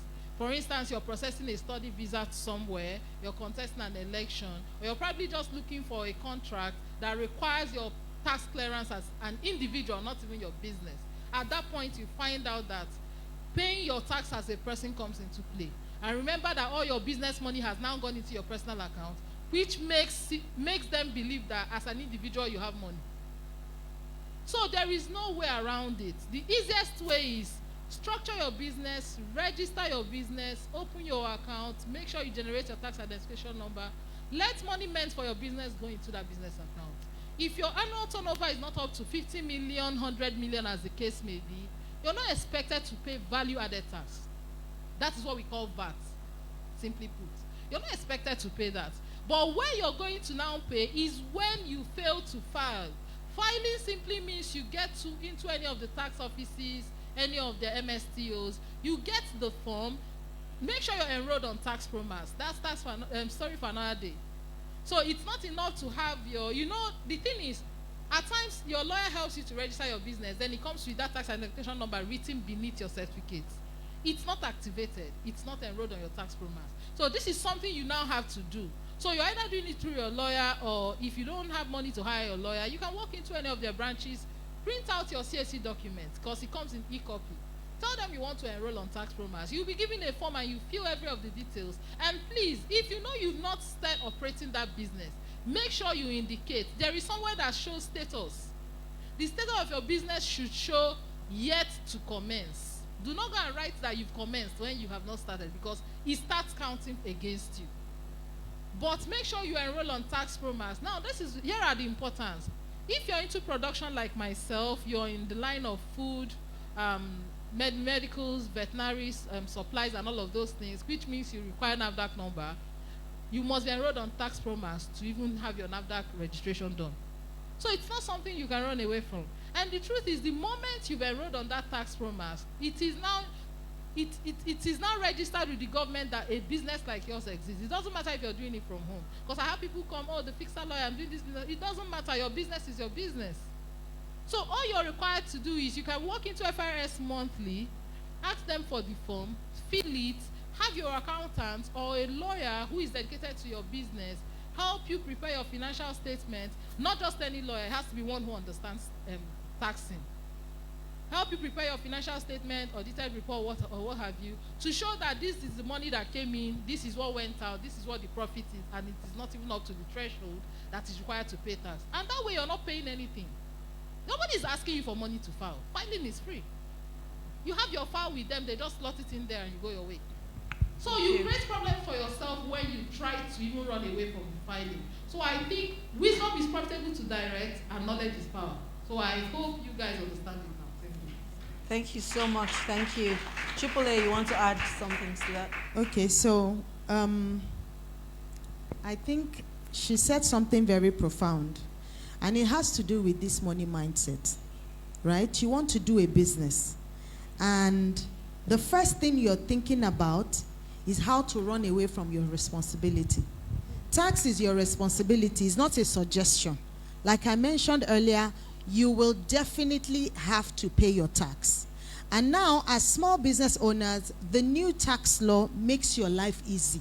That's the truth. She's here to corroborate this is what we do every day. That's Kala Consults. We do it every single day. Now, after that, we spoke about vision and goals. You see why we carefully curated all these sessions, because they are intertwined, right? So the thing is, if you have a goal for your business, aside from your personal goal, if you're a business owner, that's another goal entirely. And they are not in conflict with themselves. So if you have a business goal, they're not going to say, come and pay annual filing. Limited liability company is about 25,000 naira, right? If you walk in to do it yourself. If you want me to do it for yourself, I will add a token to it. If you want her as a lawyer to do it, she will add it because of our professional time. I have people in the last 1 week who sit in their house and we do these things. You understand what I mean? So, but the important thing is you can walk. For tax filing is different from, like she has mentioned, from your, what do you call it? Paying VAT, paying withholding taxes, paying payee. See, don't let all the jargons fly over you and get you overwhelmed. First of all is the fact that there is nothing they're asking you to do that is beyond you. There is nothing they're asking you that will not be required if you want to build a sustainable generational business. If it's stomach infrastructure, you are good. No need for filing. No need to register. No need to go. And the thing is, people say, oh, after this, after this tax law, are we supposed to change this might answer someone's question. My business from business name to limited liability company. I say not necessarily. Because why? Some people are already afraid. The business has not even made 1/4, 1/10, 1,000th of the amount that is required as the threshold to pay the tax, but they're already afraid. So tomorrow they're not going to open their shop. They won't come online to do anything because you are afraid. Meanwhile, the new tax law is a lot. It's plenty. The first thing is that it helps to consolidate about 27 old tax laws, repealed some, consolidated others to make it easy for business owners. Even the people, those of us who are reading it, we cannot understand every single line. But the basic is, as a business person or as an employee, as an employee is easy. Your employer would already do that. But as a business person, depending on who you're working with, you may not be required to do a withholding if it's not a professional service. Do you understand what I mean? So filing and withholding and VAT, they have different days. The law says if you're a small business transacting with a big business, the responsibility for that remitting the withholding and VAT, if you qualify or if you hit that, is on them. So for example, you work with, let me use you. I'm not going to mention my name. Nobody should go. And Marison wants to pay for your service. They are going to withhold or remit your withholding for because in terms of sizing, they are bigger and they have the responsibility to do the remittance. Yes? Number one. Number two, as an employee, your organization is going to remit your payee on your behalf. The timing is different. You understand what I mean? Then what is important, which she has said, don't run away. First of all, sit down. It's a Saturday. Go back home today and have a plan put together. Where am I as a person? Adenka, where are you? My business, where am I? Where do we want to be? What do we need to? We were talking to Engineer Shala, and one thing is very important. At every point in time, Otedola, Dangote, Bill Gates, Jeff Bezos, we would always have challenges. If you're gunning for growth, challenge is part of the recipe. So when you hit it, don't run to go. Part of the structuring is setting something aside for yourself and for your business, so that you don't know what the challenge will be. It might be money at the end of the day, most times it's money challenges. And they say, pardon my French, money talks, bullshit happens. So when the money is there to be able to do it, sometimes, again, inshallah, it might be within that your network, that circle of people that you're in. You're already encouraging yourself to do 5,000, Abi? You will encourage yourself to do 50 per day. You're doing 5,000 per day. You do 500,000 per day. You do 5 million per day. The important thing is to make sure that you don't leave this door without committing or putting a bet on yourself. We have people who are pulling things together. There's someone who works in Meristem here. I don't want to call her because she's one of our partners, right? But permit me to say that she's pulled her weight from being the sole carer for her family and some people in her extended family by starting with 10,000 naira when he was earning 110,000 naira.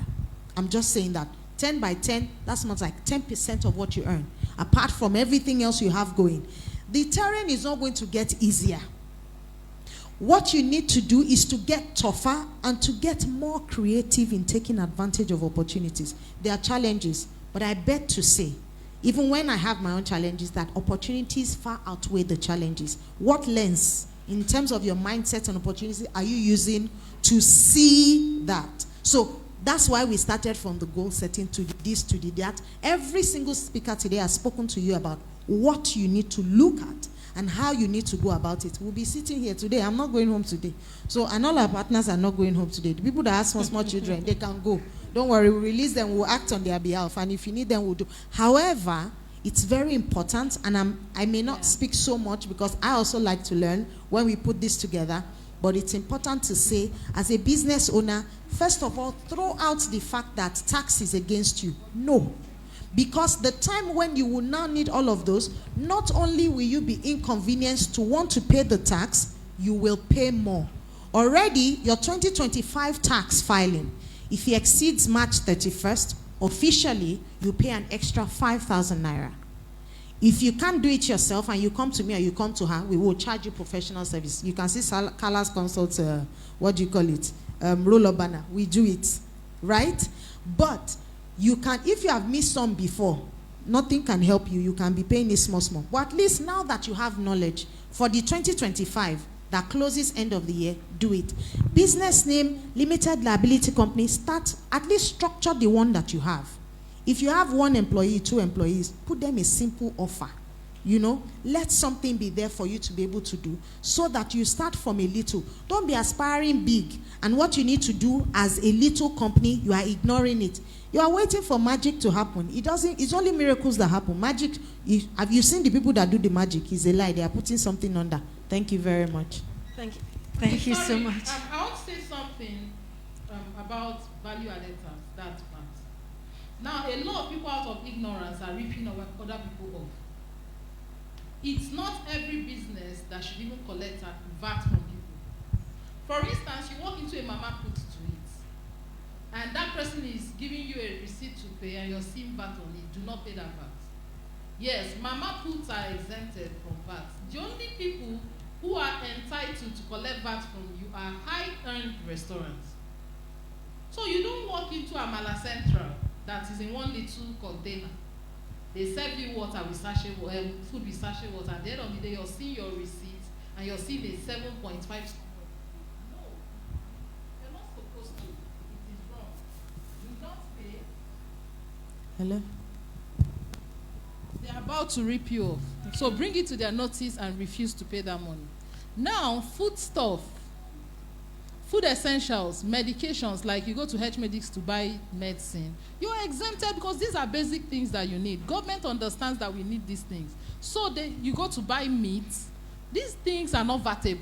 They're not vatable items. Oftentimes, the things that are vatable are luxury. Luxury are the things that are vatable, not essential things. And please, it depends on how your business is structured, but I would advise, and I will keep saying it, it is more advantageous to register your business as a limited liability company as opposed to a business name. Forget that fallacy of, oh, once it's a limited liability company, you're going to pay tax. It doesn't matter. Remember that you're being taxed on the money that passes through your account, not the way you're registered. So even if you're running a business name and they're seeing a lot of money passing through that account, they will still come for you. That's the simple truth. Remember, we have a BVN. So if FIRS sees the amount of money running through that account and you claim because it's registered as an enterprise, they're not going to come for you, you're lying, because they're going to write you, they're going to send this same letter through WhatsApp, and they're going to come and paste it on your door in Utaku. Thank you so much. Saying put our hands together for her. So please. Yeah, we have a lot of questions here. So our panelists, please, you do well to just keep the responses very short and straight to the point. I think she has just answered one of the questions. Someone was asking, what do you advise? How should I register my company? Should it be a business name? So she has just answered that question. So sir, I'll start with you. We rushed you, so you couldn't get to the goal setting section. But there are a lot of questions about businesses and financial wealth creation. So I wanted to ask, how would you advise business owners in the room and people desirous of growing their wealth to go about goal setting? What are the practical tips and things they should put into consideration in setting their goals for their businesses and wealth? Thank you very much. Actually, yes, this is a loaded seminar. I'm not sure it should be called a seminar, it should be called a conference because there are quite a number of components to unpack, as it were. The visioning and goal setting should probably even take quite some hours, and then same as the others too. But we're just trying to do the much we can. For every serious-minded individual, our lives need to be compartmentalized into different segments. You should have health goals. You should have, or goal as the case may be. You should have financial goals. You should have all of those career goals. You can't just have one goal to govern the entirety of your life. It's not going to work. You need to break your life down into several segments, departments, and so on and so forth, so that you plan each part. But of course, everything still needs to harmonize accordingly. So practical tips, how much practical tips can I give in 1 minute response, or less than 1 minute? I think the important thing is first have your goal set clearly. This is what I want to accomplish. And then you do a drawback plan. How do I get this done? Of course, modeling is also very important. By modeling, it means you look at those who have gone ahead of you, those who have accomplished the kind of thing you want to accomplish, and then you learn from them. And the good thing about modeling, I like, if you want to read up, you can read up Anthony Robbins' books, Unlimited Power, Black Choice, and so on and so forth. You'll see that modeling, if you do it correctly, what's the person you are looking up to did in probably 15 years, you might be able to achieve it in 5 years or 10 years, or even 3 years. That is modeling. So again, this is one of the tools that is very important for goal setting and not just setting, goal getting. So it's important to pay attention to these little details. But two major things I've said, among several other things I can say. One is break your life down into compartments, into departments, so that you have goals for each aspect of your life. Number two is that you can use the modeling tool to help crunch time. What they have accomplished in 30 years, maybe you can accomplish it in 10 years or less. Why? Because you learn from their errors, from their mistakes. You don't repeat those errors, those mistakes. Like I always say, If you don't learn your lessons, you'll repeat your classes. So you don't need to repeat their errors. Just learn from their errors, learn from their mistakes, and pick the good parts. Drop off the bad parts so that way you're able to structure your life. Let me stop at that. Thank you so much. Thank you for that response. Yes, thank Sorry, you. ma'am. I want to just add one point. You don't have to start with 10 goals per department, especially if you're just new to this. Start with 1 and then go through with that. Take it little by little. Rome was not built in a day, so that you understand. You don't get overwhelmed. Number 2 is there are habits that will stop you from achieving those goals and those visions. Evaluate those as well. Thank you very much. Thank you for that addition, and I'm sure that we're picking all the lessons. Do the right thing, set your goals, and practice the habits. So this question will go to Madam Mercy. So someone says, I'll ask 2 questions in one. When we talk about designing wealth systems rather than just making money, what key structures or habits should young professionals start building early so that their income today can translate into sustainable wealth tomorrow? So what are the key structures and habits to start building today? Second question, you spoke about how you started your investment with small amounts. Some of us have other smaller streams of incomes and are also coppers. Please, do you have a list of legitimate investment platforms, or how we personally can identify legitimate investment platforms? Okay, so starting up from number 1. Hello. Okay, it's not on. Okay.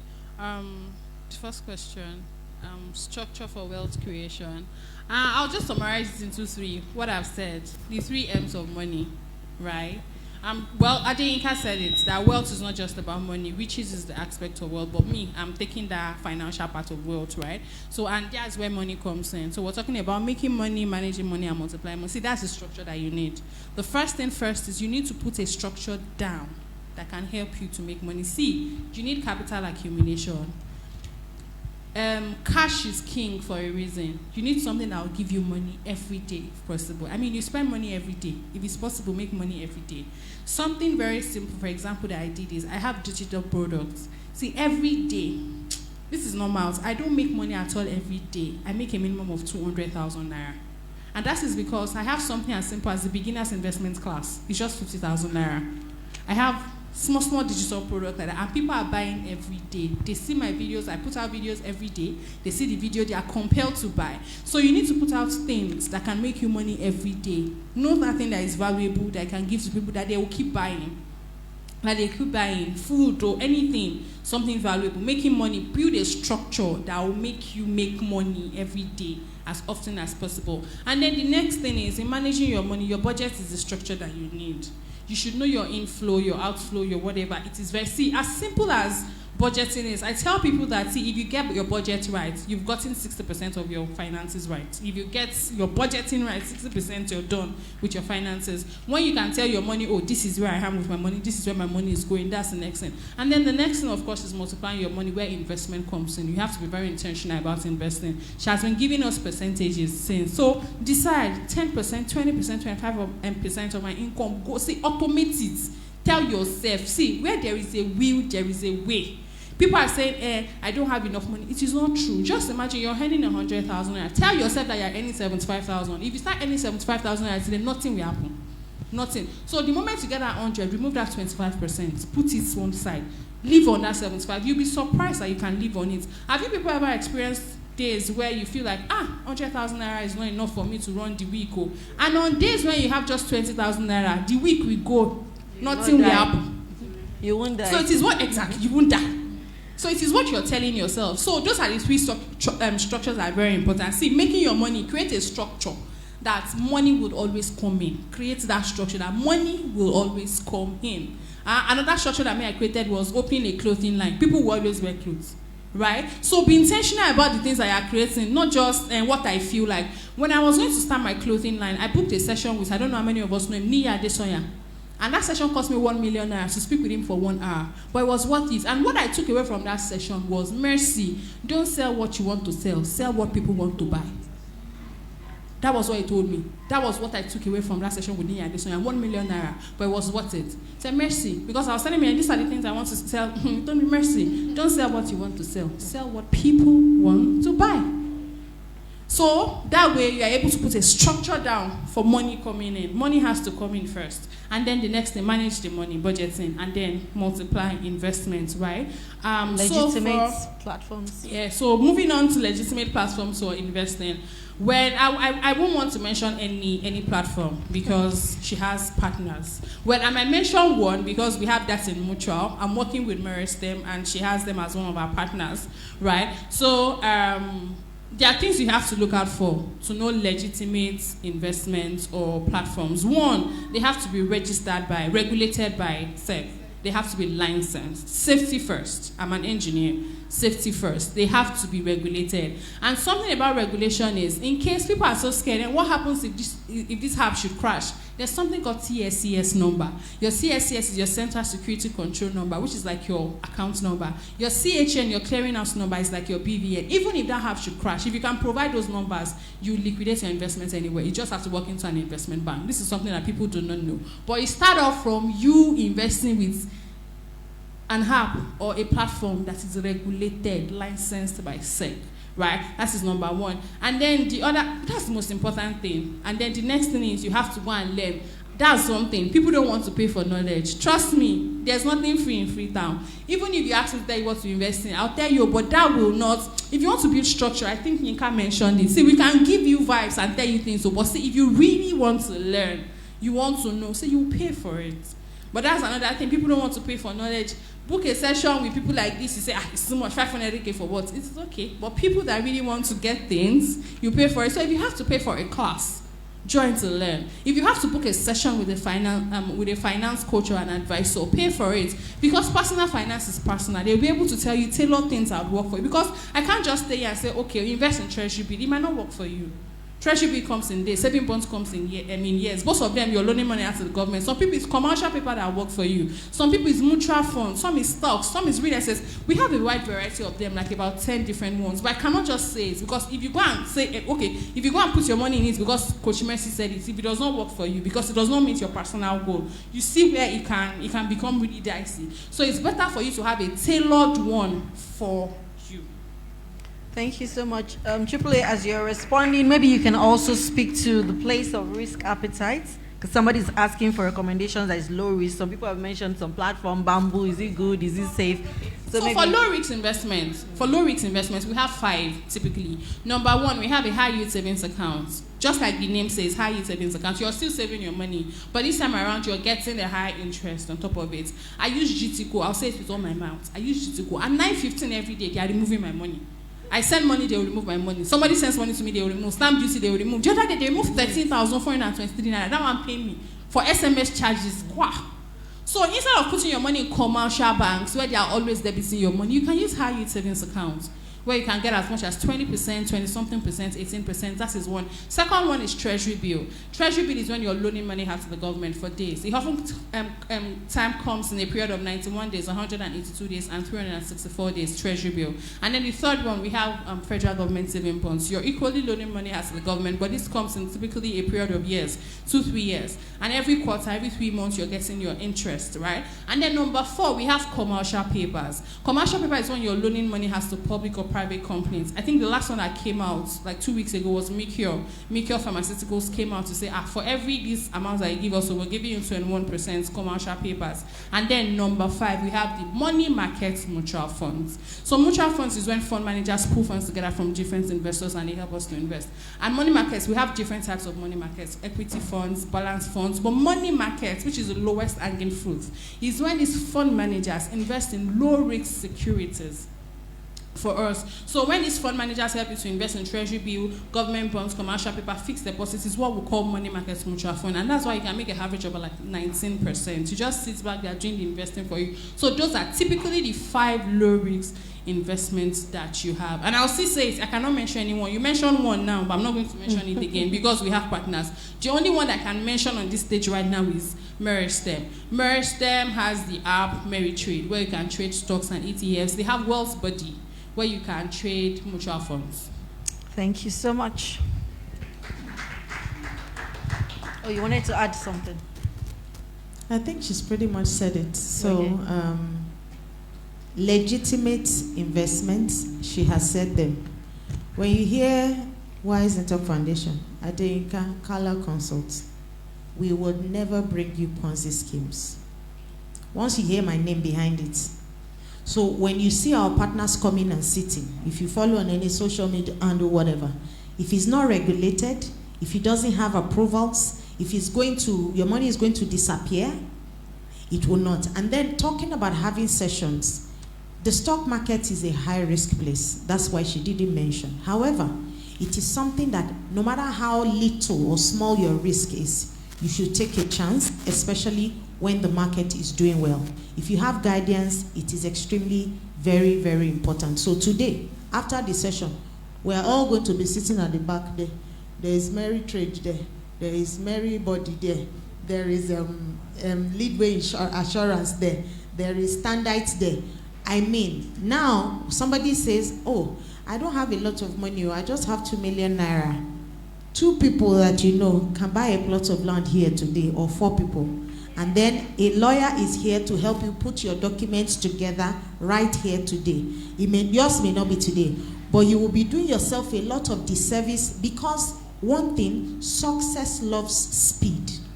As you have heard it today, make sure you're locking down at least a 10,000 today. If you're not going to eat that shawarma today, or you're not going to do this weekend, it is the truth. Because once you see it, and you then get yourself on the app, maybe by Monday, your account is created today, and then it's regularized Monday, and you get yourself on the app, and you see, my 10,000 naira has brought 150 naira or 110 naira, right? There's a way it encourages you silently to say, if 10,000 can do this, and what you are simply doing is that you are quietly obeying the laws of compounding interest. It happens, it just obeys you.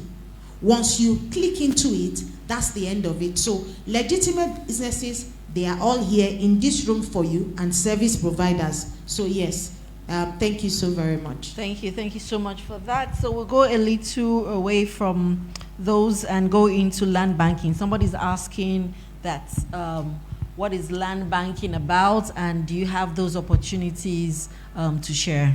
So Engineer Shola, over to you. When you say land banking, just like the word is banking, you are buying land from a place that is not being developed yet, that you can live over some certain time, maybe like some years. When you are ready to sell, or when you are ready to develop, you go back and develop it. You know, what we currently have, we have land banking, which we're about to start. We've not started, we've not launched it, because most times we don't like when we have a plot of land and people turn it to land banking. It doesn't encourage more people to come into it, because you can't just buy land and live for 5 years, 6 years, and 7 years, because you want it to appreciate over time. For now, we don't have it, and we're going to start that by next month. We're working towards it. We're doing our documentations, and when it's out, we'll let you know. Thank you. Thank you so much. So this is a good time to get her contact and get in touch with our organization so that you can key in. I have a number of questions relating to how to grow business, how to attract more customers, how to make my products more attractive, how to structure my business and grow my brand. So I've thrown all these questions out for anybody that wants to, jump at it. How to grow my business, structure my business, grow my brand, attract customers. Please, can you pass the paper so we can pick it one by one or together? Because I can recall only 2 out of the question. Grow brand. Please read it again. Okay. Okay, while that is happening, let me quickly say something it's a cross-cutting value that we must have. Please, in all that we do, from small to large, integrity is very key. Build integrity, build credibility. Let people be able to hold you to your word. Let your word be your bond. Don't be that person that when I call you, you say, I'm in Wuse Market, and I'm not sure. On your behalf, I'm saying, I'm not sure you are in Wuse Market, and you are trying to convince me at all costs.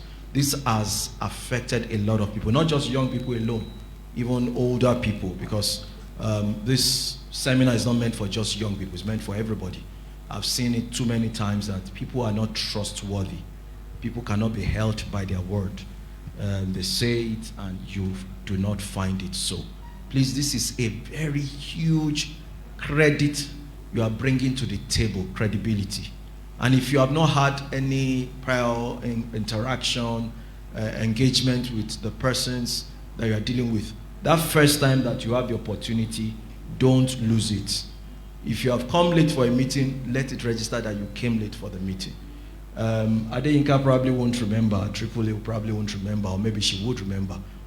Some of our colleagues had issues with me because when I come in before you, we all came in late. If I get there before you, I'm going to write the time I came in.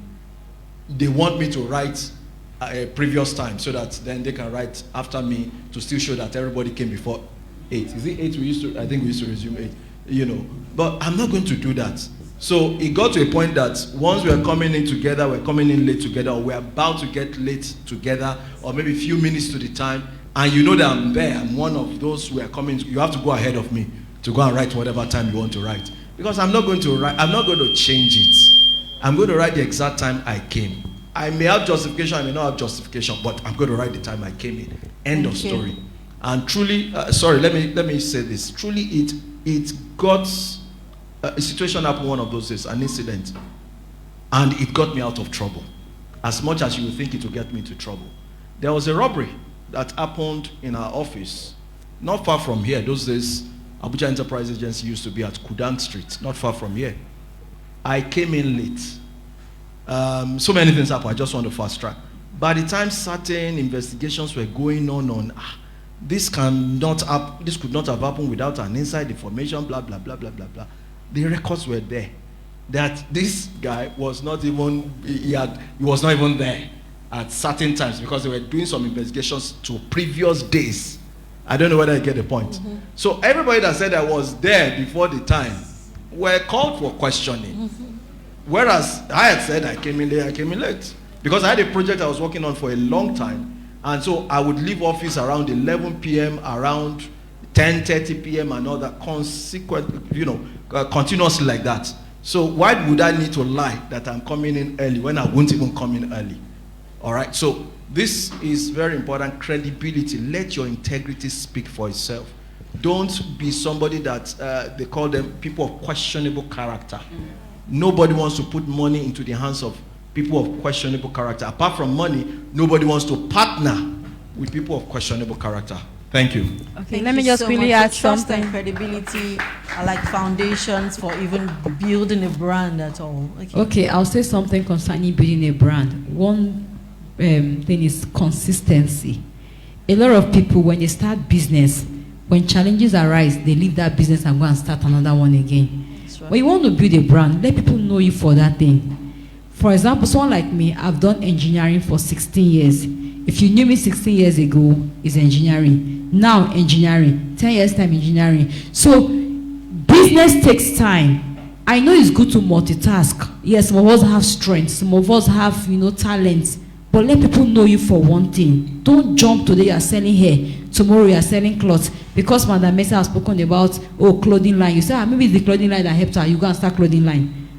Clothing line is not working. You go and start something else. You don't build a brand that way. Let people know you. When they talk about you in another country, they are talking about that brand. So consistency is a major way of building a brand. Thank you so much. Consistency. So who else wants to add to the? In fact, I wanted to start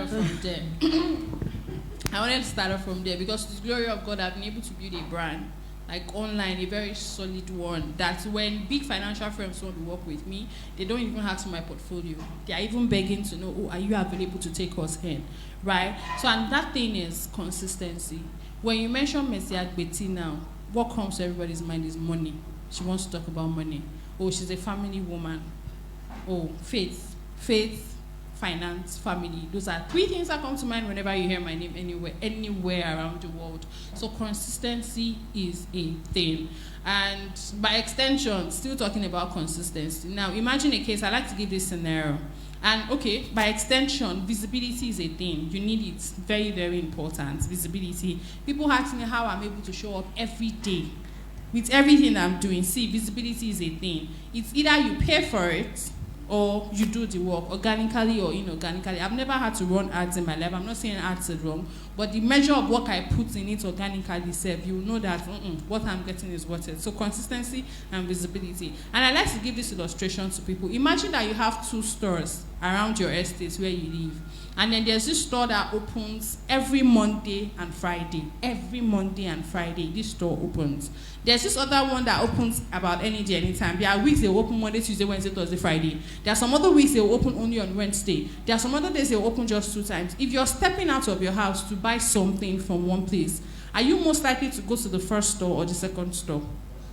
The first store, even though they don't open every day. That's the same thing. That's the same way it is. So I find it very funny when people don't show up. No, I'm not saying consistency is frequency. It's not like you have to post every day. But see, consistency and visibility is a thing. It can take you ways. It has taken me to rooms I wouldn't have imagined, that certificates wouldn't have taken me into. And it has made me money that even a master's degree has not made me in Nigeria today. So see, consistency and visibility. Know what you want. See, be very certain about it. Then drive it down consistently and make sure you're visible. Someone that is doing a very good work. I'm a tailor. I've been sewing for over 20 years now. Someone that knows how to sew very well, that is inside their room, and someone that doesn't even know how to sew very well, but has a very big billboard outside. Who are you most likely to patronize?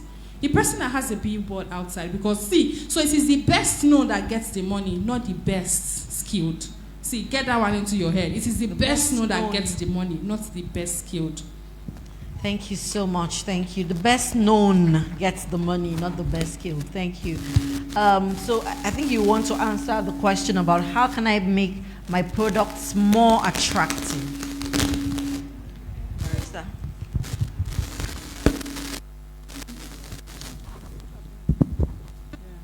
So hello everyone. I hope we're still paying attention. If at any point you get exhausted, shout, "Save me." And we're going to save you, because I don't like speaking to people who are not assimilating. It's more like pouring water on stone. So now, about making your product attractive, it's no brainer, really. You just have to spend money to get money. Like my recent design was done by an engineer in Poland, and I know how much I paid, and it took us 1 year to get this design. He did the first one, and I didn't like it. He did the second one. When I'm talking of first one, I'm talking of designing 6 labels, and I didn't like the 6 of them. He did the second one. They were a bit fair, but they were gloomy. Now, why do I use that word? These are meant for everyone, basically, but our targets are children, as from infants from the ages of 6 months. So that means that the moment you're ready for complementary feeding, the moment your baby clocks 6 months and you're ready to introduce other solids to complement with breast milk, your baby is good to go with our products. And you're giving me labels that are brown in color, dark red, and I'm like, the child has to be attracted to it first. So we did a lot before we got here. It took us 1 whole year. We had already done NAFDAC. In fact, NAFDAC people will call me barrister because I'm a NAFDAC registration consultant. By the way, if you're having issues with your NAFDAC registration, go to Instagram, look for the Fixer Lawyer, click on the link in my bio, and you're going to see my guide there. It's not entirely free, but with the value that is there, it's completely free, just 24,000. So NAFDAC would reach out, barrister, alpha. This is our product where you know Green Bay will rest. You don't come out, we never see them. I said we never get design. And that's because I really wanted the best. And I am glad that today everyone sees it on the shelf and they're asking if it is foreign. It is not foreign, it is made in Maraba. So it is money you use to get money. You don't go to AI, go to ChatGPT, go to Canva to design it by yourself. And tomorrow you're complaining that it's not attractive. Pay someone who has been trained to do that. That's the simple truth. You mustn't do a lot at once. You can just start with little.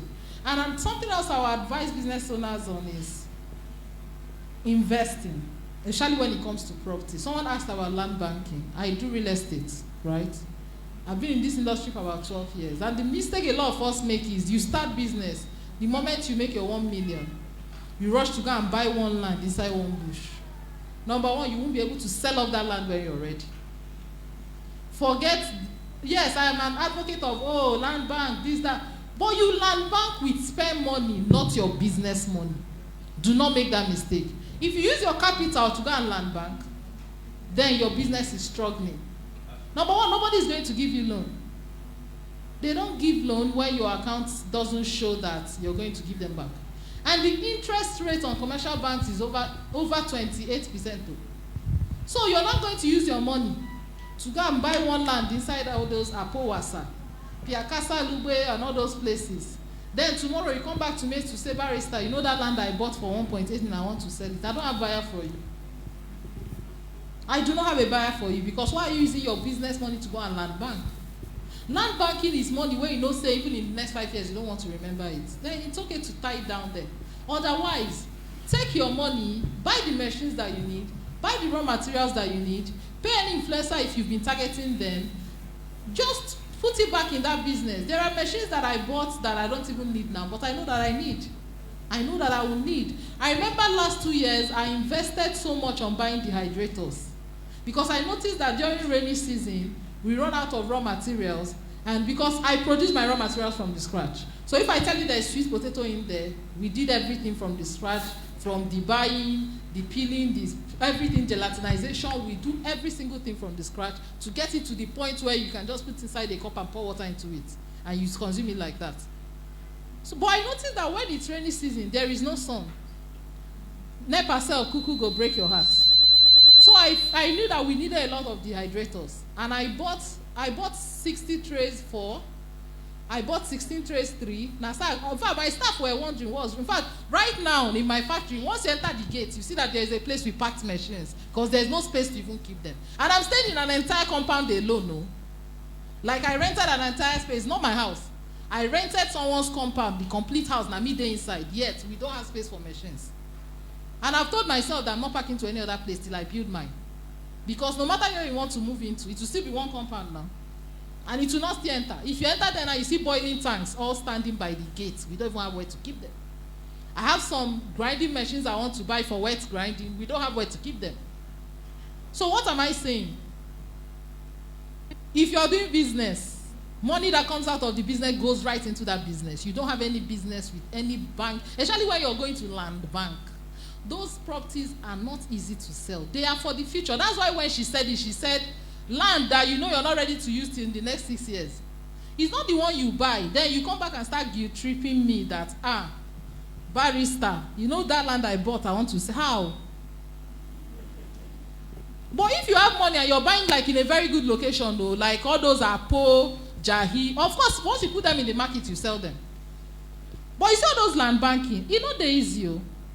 So please, I know someone asked a question on how they can sell, right?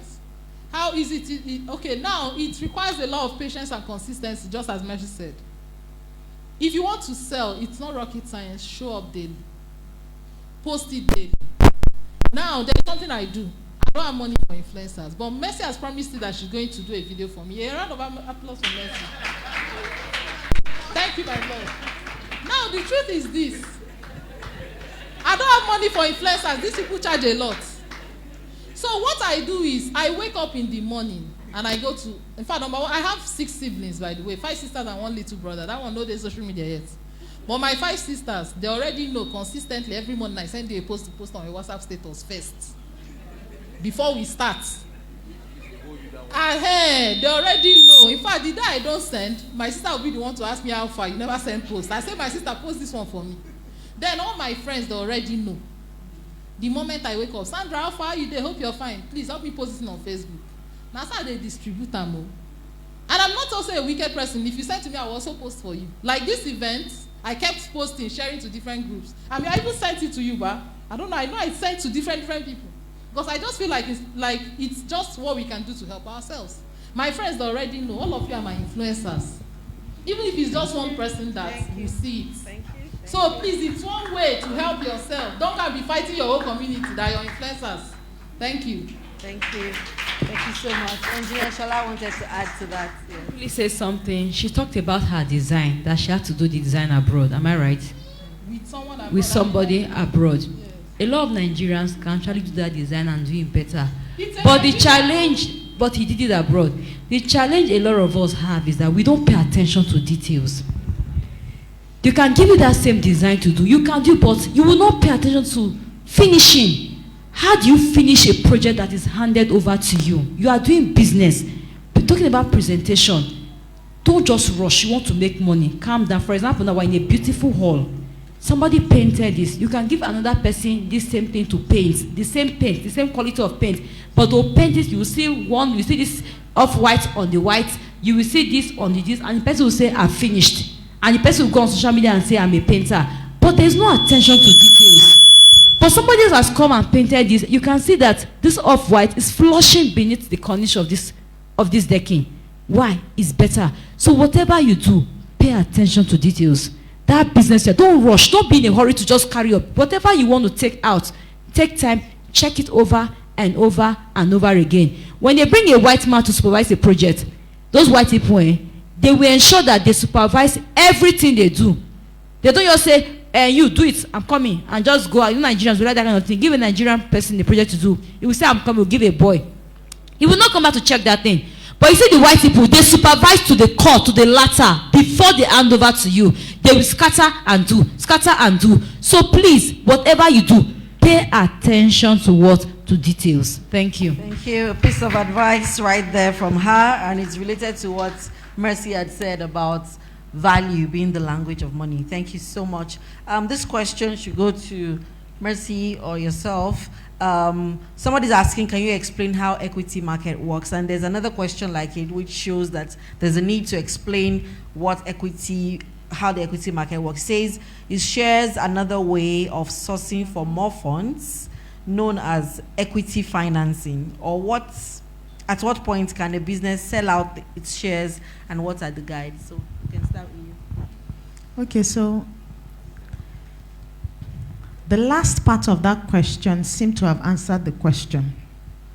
Because, please read the last part again. It says, at what point can a business sell out its shares, and what are the guide? Okay, so equity, I like to practicalize, is partial ownership of a company. Simply put, look at it like a pizza box that's been cut like this. I can buy one slice, she can buy 2 slices, and the only companies that are allowed to publicly sell their shares are the ones that are licensed to trade on the stock exchange, meaning that they are publicly listed. I'm picking my work on purpose so that I don't use our professional jargons to confuse you, because when people ask questions, I believe what you want is clarity. So equities market is where companies that have met the requirements of the Securities and Exchange Commission, and also the deposit insurance companies, whatever, licensed by the central bank as well. These are 3 companies that need to, and they can now come outside. Of course, their board also ratifies that they should share, and they will decide based on internal factors like how much they want to raise, what they want to use the money for, in what areas they want to expand. Then they throw out, it's a lot of whatever that happens for fund managers to be able to do that. But that's not what you're interested in. Then they ask us to come and buy shares from their company. As a person, what you should be looking at, quality of management, what they are using the funds for, right? That's why I'm purposely not mentioning names of organizations, even though I have shares, people in my community who have shares. Sometimes we provide some guide in terms of what it is that should do. But it's a bit tricky when you come to public space.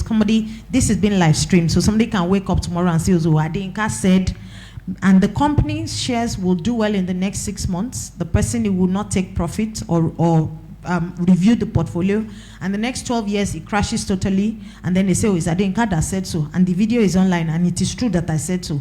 So that's why when Ms. Agbeti said that it's important for you to find a consultant, if especially you can afford one, and your estate, meaning the investment or the funds you want to investment, is a bit significant. And by significant, it doesn't have to be 10 million. It doesn't have to be 5 million or 100 million. And it could be that or more. You understand what I mean? But the important thing is for you to ensure you see. Then the importance of the fact that they pay shares. Dividends, I beg your pardon. But the funny thing is that sometimes these factors are not cast in stone. Why did I say so? In the last 3 years, MTN has not paid shares. This year, 2025, so they've not paid dividends. But those of us who bought the shares know what they are trying to do in terms of structuring the business. We also see the kind of expansion plans that they have, right? That's why when I mentioned financial flocking, you don't follow, when you have a goal for yourself, and you know what, you don't follow everybody. Oh, because we will always make noise online about some of the things. Some of us will be conservative. Other coaches will be very not conservative. Your point is to hear it and carry your money and go and say, please, I need a session. There's a Omokekere session, little baby session, there's medium session, there's whatever. So whichever way you find it, ensure that once you look at some of these factors, it helps you to decide. And sometimes you take a gamble, it works. Other times it doesn't work. So you see all the birds that are flying together in the same direction. Most likely it's the first three, those ones that point head, that know exactly where they're going. The others just have witnessed it before a few times. The others were flying solo. They just saw everybody flocking and then they turned around and followed. So if you do financial flocking, it's okay because you're on your own. That's for equities, and I think I tried to explain as much. We're trying to answer all the questions. Some questions have been answered while answering other people's questions, so we don't keep people waiting. Because I've had people say, when is it going to wrap? I want to open my investment account. Simple ways to open. I think I read something else again. We have said that in this room, we have Mary Street. We have Wealth Body, which is by Mary Stem. We have Leadway Assurance. We'll send the links for you to be able to download your free, what do you call it now? Credit report. We send it via email. Please take advantage of it. So every investment, real estate people, whatever, I'm here for business, for financial, for investment. Messi is here for everything.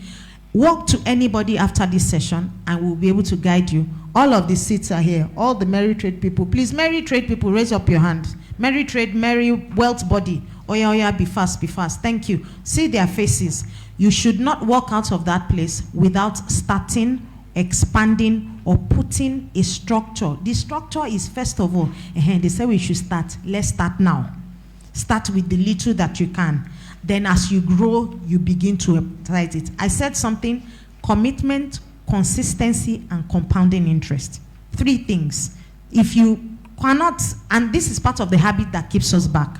So if those are the only 3 things out of the plenty things we've been saying: commitment, consistency, compounding your interest. Thank you very much.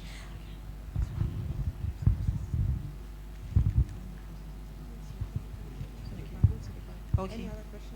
I think most of the questions have been answered, but let me just ask for somebody that might be confused.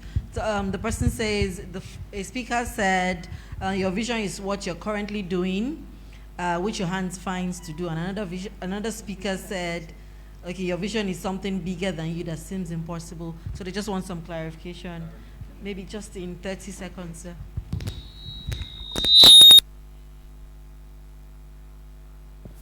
So your vision is something you are currently doing or which your hand finds to do. Yes, that's correct in the context of if it is connected with where you are going to, number 1. Number 2, it is also correct in the fact that whatsoever your hands finds to do it well, because too many times people don't even understand, they don't know where they are heading. So why do you want to sit down folding your hands? Because you don't know where you are heading. You have to start something first. Too many times clarity comes in the place of occupation, in the place of being busy. That's when you even have an idea, okay, I can do this. Talents were discovered, many people discover their talents or their abilities to do certain things or their knack in the place of occupation, in the place of being busy. So that's why that statement will be correct, not out of context, but in the context of the fact that you are busy. See, there are things about there are even things about vision that we should bear in mind. Any vision that is harmful to somebody else is not a vision, it's a destruction. Anything that you would do, you have an aspiration for the future and all that. Take, for example, very well known, Hitler. I mean, Hitler was a great man in the context of greatness, you know. But when you look at it broadly, if his goals, if his aspirations were to annihilate some other people that are considered lower human beings, then it's no longer a vision. So hence, back again, crunching those two together, bringing the future back to yourself. You need to be busy. Whether you already have a clear picture of that future or you are yet to discover it fully, get busy. So yes, it is correct that your vision is what you find doing and doing well at the moment, because it will now open doors for you. It will open your eyes. It will give you clarity as to where you should be heading. You might be, just like I think it is my sister here that mentioned earlier, you might have been busy doing something and it's not working. You jump to another thing. At some point, by the time you jump to the third thing, if you are an nympho, you should know whether you should continue jumping or you should stop jumping and stick to something. But if you just continue jumping all over the place, then even you are not a serious-minded person, because it is consistency you need to actually build wealth. Thank you. Thank you so much. Please, there's a question around trademarking and company registration. Please, I would just advise that the person can walk up to Barrister Ifunanya. So just in one line, your final words to our so patient and beautiful audience, your final words of advice, just in one line, one sentence, and then we'll go over to the partners' tables. Thank you. So we can start with you, Barrister Ifunanya. Your final advice for the audience. Thank you. My final advice is this. If you're building a business, you know where you're coming from, you know where you're headed, mind your business. Don't be jumping from one place to the other. That thing you're looking for outside, it's actually somewhere inside. It will only take you time, but trust me, you'll get there. I'm not someone, I don't speak out of from Google or somewhere. I tell you the things that I have done that has worked, where I have failed. There are lots of times I have failed, and there are lots of times that I have won, and those are the things that have shaped me to where I am now. There is an opportunity I brought to the table for Yinka, and that's for everybody in food business here, especially if you're here to do your NAFDAC registration or you're looking for some kind of proficiency certificate. We're giving 50% off our food safety trainings, and you can take advantage of that. Thank you. Thank you so much. Thank you. Engineer Shola? What I'll say is that the best time to invest in real estate is now. Do not wait. While you are waiting, your money is appreciating, and that property is appreciating. Thank you. Thank you. So apt. Thank you, Mr. Moshebi. Let me just say one more before we go to, yes. So yes, don't stop dreaming. Don't stop the vision. I like to make a reference to something for those who would love to relate with, something Pastor E. Adeboye said some time ago. If you are dreaming, it means you are old. But if you want to remain young, you need to continue to have visions. Vision is what keeps you young. Discipline is key. Please, let's add discipline to whatever we are doing. And of course, be original. Please be original. Copy and paste works in some cases. It doesn't work in all cases. Speak to your own self. Know what you want. Chase it. Be consistent. Be disciplined. And of course, you'll get there. Thank you so much. Your final words, ma'am. Thank you very much. The final words are so long. This year, let it be the year that you stop procrastinating. Let it be the year that you stop looking for perfection. Let it be the year that you make progress for yourself. And I'm using those 3 P words on purpose because they are very loaded. It's my way of summarizing everything that you've heard today. We've brought top-tier speakers to you who, if you wanted to have 30 minutes with, you will be paying into the millions. You have them not just to have spoken to them. You can be able to walk up to us, walk up to the partners. Some people were asking for products and services. They are right there, right there. I'm attending to one. In fact, I think 2 of them myself, because their reps are not around. And this also gives credibility to the fact that I'm throwing my weight behind the products, because somebody was talking about credibility. So here today, there's Leadwell Assurance, there's Meristem for stockbroking, Meritrade. There's Mutual Fund, Meristem. There is Lotus Mutual Fund. There is Stanbic IBTC. I will attend to all of them and many much more. There's CRC for you. I really want people to look at what their credit what do you call it, history looks like. If you have SME questions, you have investment questions, I'll be right there. If you can be patient with everybody and be fast, I will attend to. I'm not leaving here today until everybody is attended to, and our landlords are holding us. Do not procrastinate. And in your simple way, if your work requires visibility, I say these things and I try to introduce myself. I don't talk theory. I talk what I have lived. So if I say something, I don't have to really tell you, oh, my hands have been burnt because I didn't do this, right? So as I'm urging you to take charge for yourself and don't wait for a perfect time. You do not need 1 million to start. You need 1,000 to start. Sorry, you do not need 1,000 to start. What you need is your commitment. Pastor Ola said dedication. We've used different words for the same things. Most importantly, we have provided the roadmap for you. We have even pointed to you to say, go this way.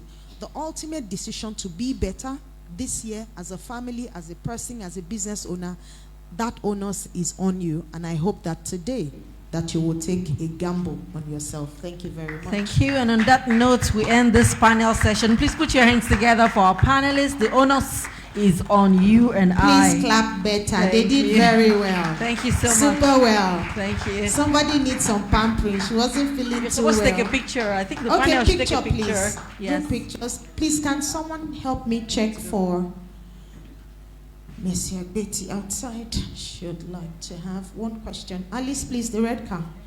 Thank you. Group picture, and I think she absolutely needs to go. So a lot of people, she was supposed to be in Lagos. I think she was in Umwa here. She's supposed to came back from Lagos. Mary Trace said I should come on Thursday. I said no, we are getting ready for Abuja. Is she coming, please? Is she coming for the group picture? So that everybody can get on their way. And please give yourself, it's not me now, I can vex, but if you give yourself smally chunchunu, that's how we call it. You want to give yourself smally chunchunu clap, right? For showing up for yourself today. Please give yourself a very big round of applause. You've done well, and you are at the beginning of the year. What that simply means is the fact that you are loaded to go and deliver for yourself. I think we'll take the group picture while, I don't know if she's coming, but let's take for those of us who are here, cameras, online. I'm going to drop the mic. Thank you. Please, one more time, can someone please check for her? Once these amazing people disperse, I'm not sure how I'm going to find. David, is she coming? All right then. Thank you so much. Please, 1 minute for all of us. Can we move? Okay, shoes. All right then. Thank you. A round of applause for our speakers. A round of applause for our speakers. Thank you very much. Thank you. Okay, so we have a lot of, not a lot, but we have some. Mrs. Olawain, were you able to track the people who came the earliest? No, the attendance didn't show people. Who were the you didn't track the first 10 people? You didn't track the first 20 people? Okay, so all the babies who are here today will get Hillnosh cereal pack. And I'm serious about it. If I'm considering distribution, I'm not sure. Maybe you'll be buying from me anyway, so that's fine. Mrs. Mercy Agbeti, she's coming. Baby, okay, baby matters, and I understand that. Let's take this group picture, and then we'll take it from there.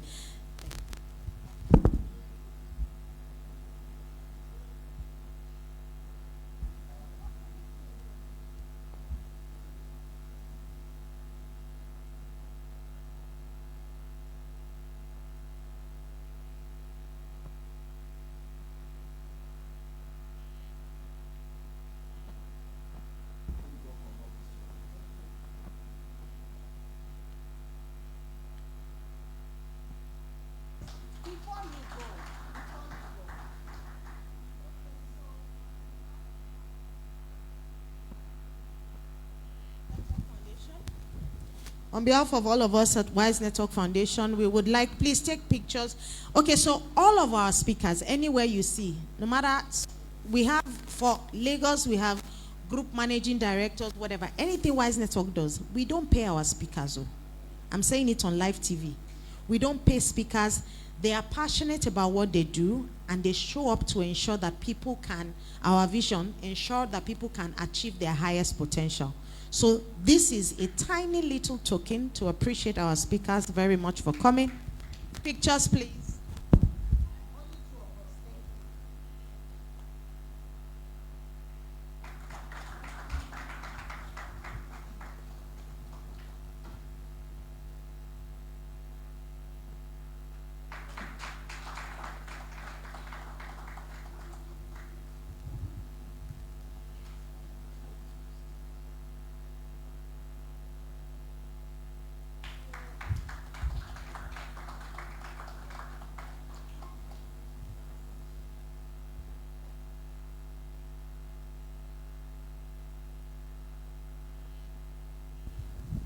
Maristem, do you want to speak, please?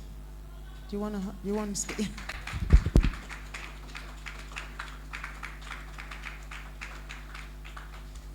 Thank you very much.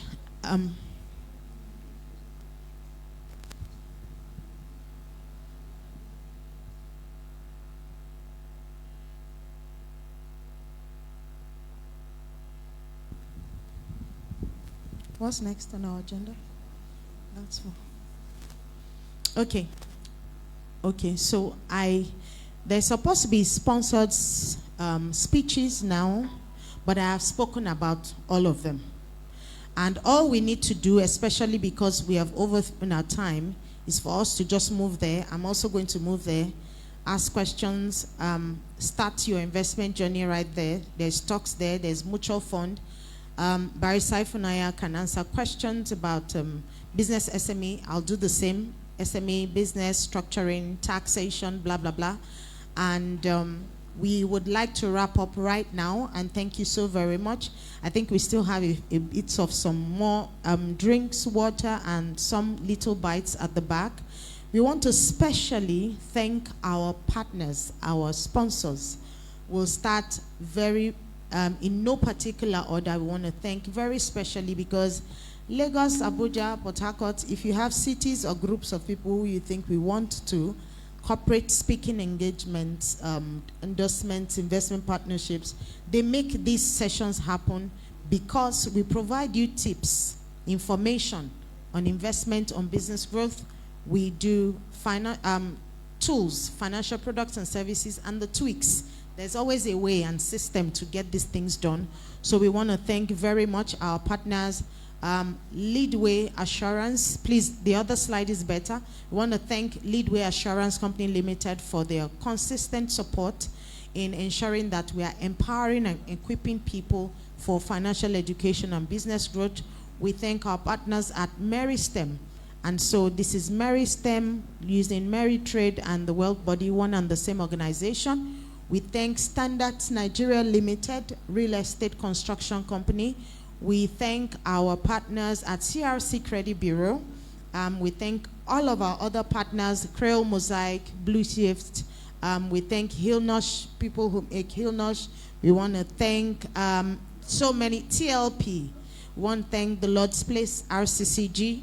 And we want to thank all of you, because even when we have sponsors and partners, if you did not show up today, there would have been no success. So for showing up, ensure that you are going to take action on everything that you've learned. We want to thank you very much for trusting our brand, trusting. You can follow on social media. I think there's a recording of this on my Facebook page.